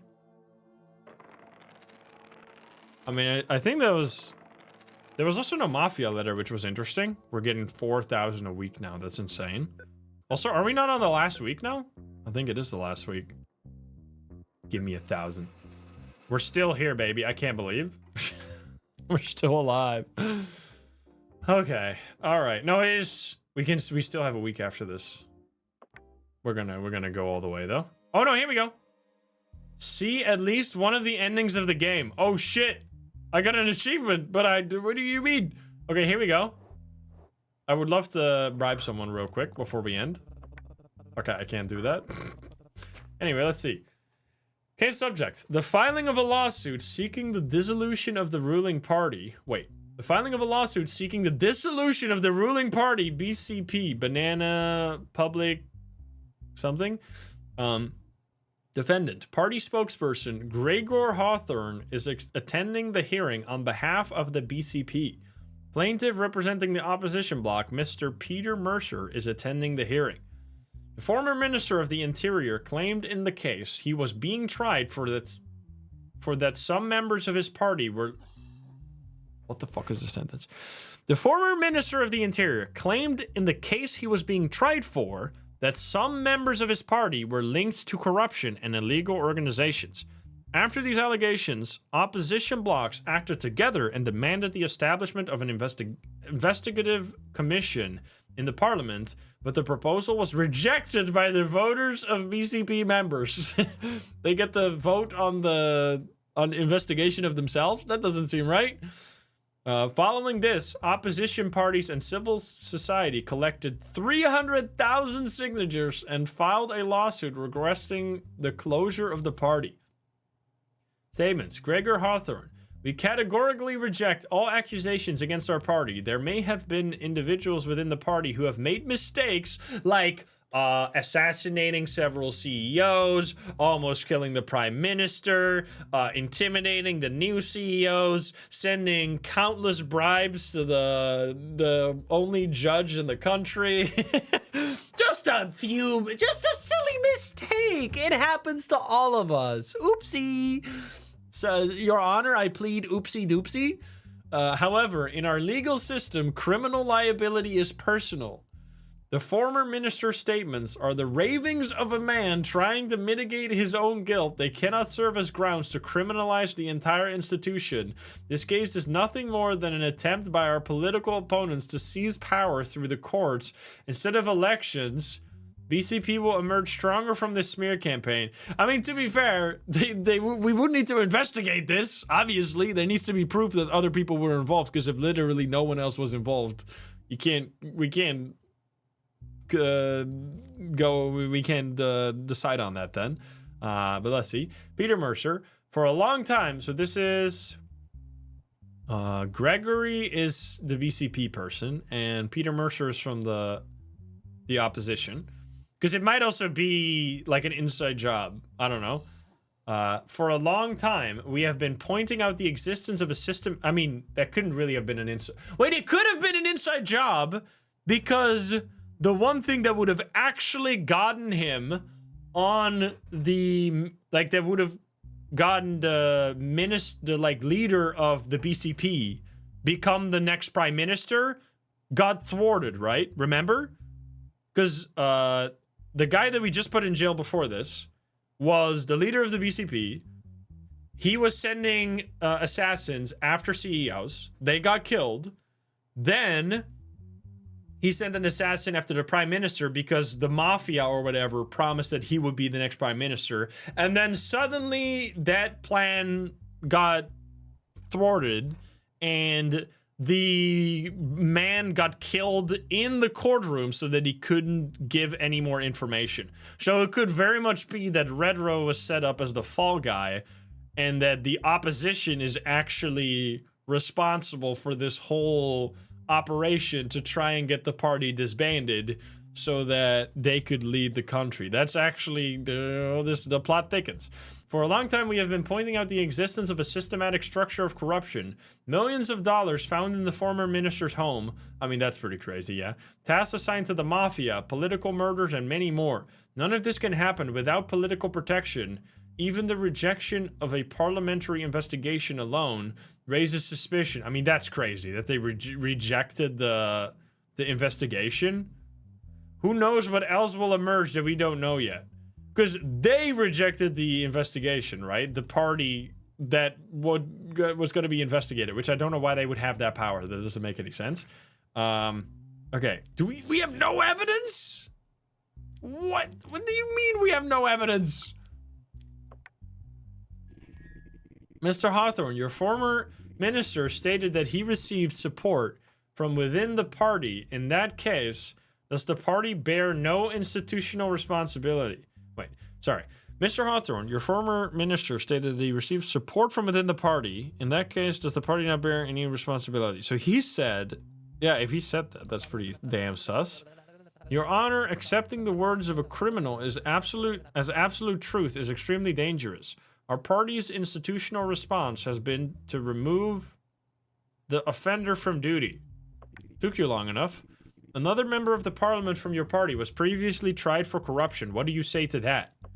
Your Honor, our party has thousands of members. The presence of a few ill-intended individuals does not mean the entire structure is rotten. A basket containing a rotten egg does not require throwing away the whole basket. Bro, you need to have some better defense than this, man. You need to have like we are doing this and this and this to go against this structured corruption to make sure that this never happens again. We are doing a thorough investigation, but instead these motherfuckers said, no investigation. Plus there's only a few bad eggs and they've already been removed, so don't even worry about it. Like, as much, I think the other theory might be true, or I don't know. It could also be true. These are both situations, but you're not helping your case, is all I'm trying to say. What are your views on this matter? To Peter.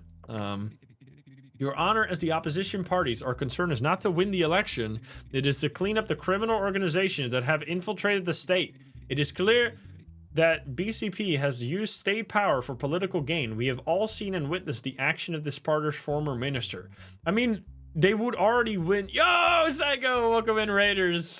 Hello, guys. We are just about to decide a very important court case right here. We have been the judge this whole time. We were 99% fair. We only took like a $100,000 bribe that we didn't even get in the end, so it didn't even matter. But we've been totally fair. Trust me, bro. Now this is the case where we have to decide whether or not to disband the ruling party for corruption or if we have to let them stay. So we're trying to think very hard here, but welcome in, everybody. Hope you guys had a good time with Psycho. So what was I reading? Your Honor, as the opposition parties, our concern is not to win the election. It is to clean up the criminal organizations that have infiltrated the state. It is clear that BCP has used state power for political gain. We have all seen and witnessed the action of this party's former minister. Could the former minister have carried out the entire process on his own? There's no way. There's no way. If that were the case, the cartel wouldn't target the parliament to harm the mafia. In fact, the former... Sorry, I want you to finish talking so I can read. If that was the case, the cartel wouldn't target the parliament to harm the mafia. So, didn't Redro work for the mafia, though? I'm just trying to, like, I'm trying to keep it all together in my head, but it's starting to fall apart slightly. The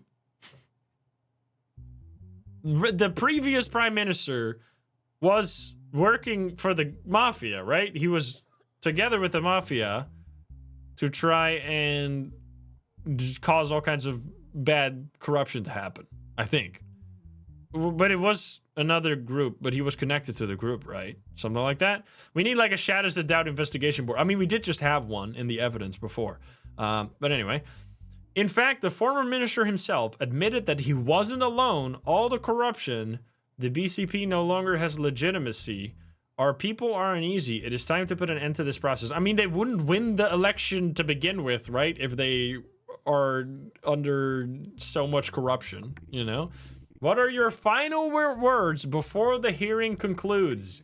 Your Honor, today will be a turning point in this country's history. While you try to find answers, we will ask even more questions. I see. That's it. Okay. Fuck. All right, so, I mean, there is a chance that it's all a big scheme of the, I mean, let's say worst case scenario, and it's all a big scheme of the opposition party to give such good offers to the leader of the BCP that he turns corrupt and does all kinds of corrupt things. I still think that that's a very bad, even in that absolute best case scenario, it's still, or worst case scenario for the opposition, it still means that the BCP is corrupt. There just needs to be an investigation, but these motherfuckers voted against the investigation. So the fact that they voted against the investigation makes it so that I basically have no other recourse but to disband the ruling party. Because if they let themselves be investigated and we got rid of all the corrupt people, at least then there will be something that could, at least then your fucking excuse of saying that there were only a few bad apples would hold up. But the fact that you're not letting the investigation happen means there's nothing I can do but to think the whole batch is rotten. Like, what you're saying is there were 2 rotten apples in the basket. We took out the 2 rotten apples. Now, we don't know if there's any more rotten apples. We're not letting you check for them. You're just gonna have to pick up one apple and take a bite out of it. Like, I'm not gonna do that. I want to first check if there's no rotten apples in here, you know? So, like, the fact that you're not letting us check for the rotten apples means that we need to assume that the whole batch is rotten. So I'm gonna have to go with that because it just doesn't make any sense. It was decided that the political existence of the BCP party would be terminated. Yup. Decision considered. Bada bing, bada boom. Now we might, let's see. The government changed as a result of the early election. Okay. Yo, the music. What the hell? The incoming government has decided to retire you early with a hefty bonus. Oh shit, it is corrupt. Oh man. Unless the end. Oh boy, I'm just gonna take my vacation and not think about it too hard. And you settled in a resort. GG gamers. We did everything perfect. It all worked out. No corruption. We just got rich a little bit. And the wife wins. Yes. Big claps for the wife and children. Let's go, everybody. We only took one bribe. It was, honestly, we only took one bribe and we didn't even get the bribe. So I'd say we were a pretty good judge overall. I don't think that's the bad ending. This does not seem like the bad ending, right? Wait, let's see what the achievements are in this game. 7 out of 10 achievements. We have arrest judge if your arrest bar is more than 50%. Okay, so we didn't get those because we... Okay, well, we didn't get all the bad things. We didn't get a high arrest bar, we didn't get a high assassination bar, and we didn't get a high mental health bar. So I'm assuming this is the good ending. I would love to know the other endings. I think I'm going to check those out for a second because it would be interesting to know for the context of interpreting this ending right here. I'm gonna look it up real quick. Let me see. Can I reload? Maybe. I had a great time. I'm assuming there's a lot more cases. Yo, we can't click continue. Oh, here we go. Wait a minute. We can actually just make the other choice then, and we can see the other ending. Oh, here we go. We don't even have to look it up. We're going to say the continuation of the political existence of the BCP party. Let's see how that ends, huh? Here we go.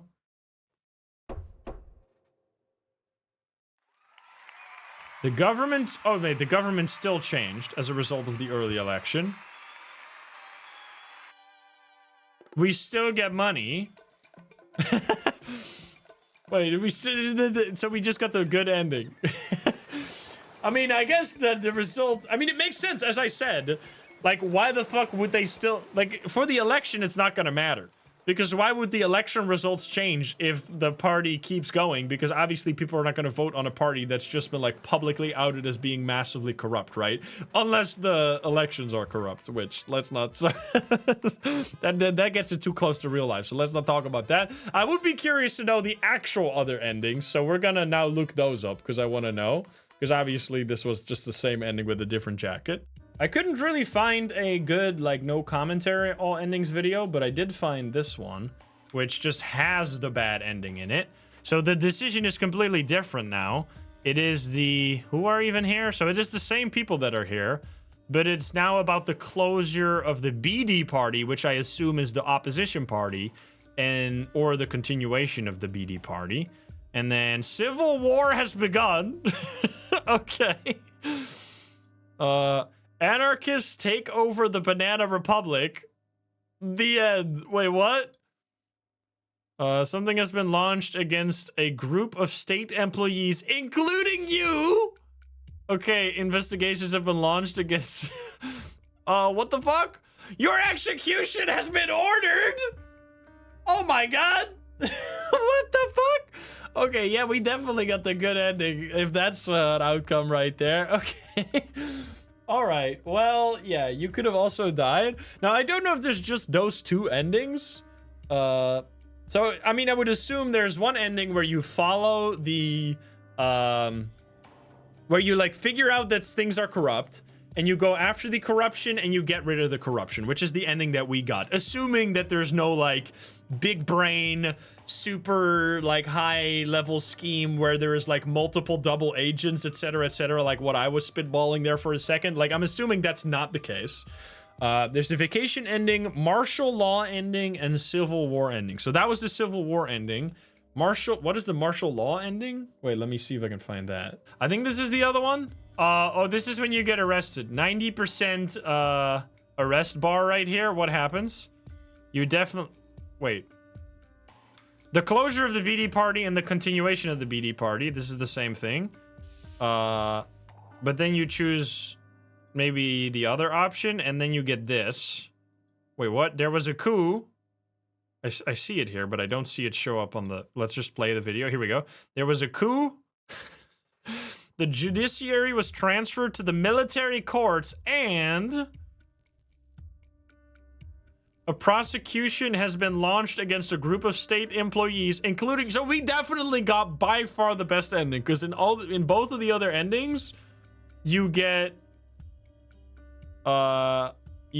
investigated and in trouble. You started working for a cleaning company. Okay. That's the ending, man. I'm so glad we got a good ending. That would have been such a bummer to go through that whole thing and then just become a janitor after that. Are you kidding me? Yes! Now I'm even happier about this game. Let's go. All right. So yeah, the government was corrupt and we needed to follow the rules and make sure to not fall into the corruption. Not get arrested, not get assassinated, obviously, which was fairly easy to manage. I definitely think maybe the game, I mean, maybe we did too much gambling and that's why we sometimes gained some money. But it should have maybe had a few more, like, weekly expenses or some kind of pressure to make you more inclined to take the bribes, because there was not that much of a reason to take the bribes, because the sanity damage was really not that bad, and especially all those messages you got where it was like, we're gonna kill your entire family, and then you just got like a 5% increase of like being arrested or assassinated. Those punishments were extremely small. So I feel like either those punishments should have been higher. And I don't really know if that's actually how it worked, but if it works like an actual coin flip with the chance being 10% of you getting arrested, I think that's just a bad system. I don't think the system should be chance-based. I think it should be like, if you go over this limit, you get arrested. So make sure it stays below this limit. I think that would just be a better game design, like just... Because otherwise it just feels like you're going to get screwed over by random RNG. I don't know if that's actually how it worked, because we had so many spins of the wheel at 10% and we somehow never got caught. Like, it sounds like if it's below a certain amount, you never get the hits. Like, you never get arrested or you never get assassinated. But seemingly what it communicated to me was that there were odds. I think the odds were like super rigged though. Like, if you were not above like 50%, there's no chance for you to get arrested or assassinated. That's my prediction, at least. But anyway, I think this game was amazing. Very cool Papers, Please like idea. I'm glad we got the good ending. We managed to get rid of the government corruption, and without getting arrested ourselves, into trouble, becoming a janitor, etc., etc. And now we're on vacation forever with our lovely family who keeps asking for new fridges and other expensive vacations. And now we finally have the money to send them all on this expensive vacation. They really didn't help me very much. But anyway, we kept everybody happy mostly. And I hope you enjoyed it as well if you're watching this over on YouTube. If you're not subscribed, please do so. If you like the video, like it. If you dislike it, dislike it. And if you want to join the lovely gamers in your chat, you can join us over at twitch.tv/Instagram. Get the link in the description down below. Thank you so much, and I'll see you in the next one. Bye, guys. Have a good one. Bye-bye.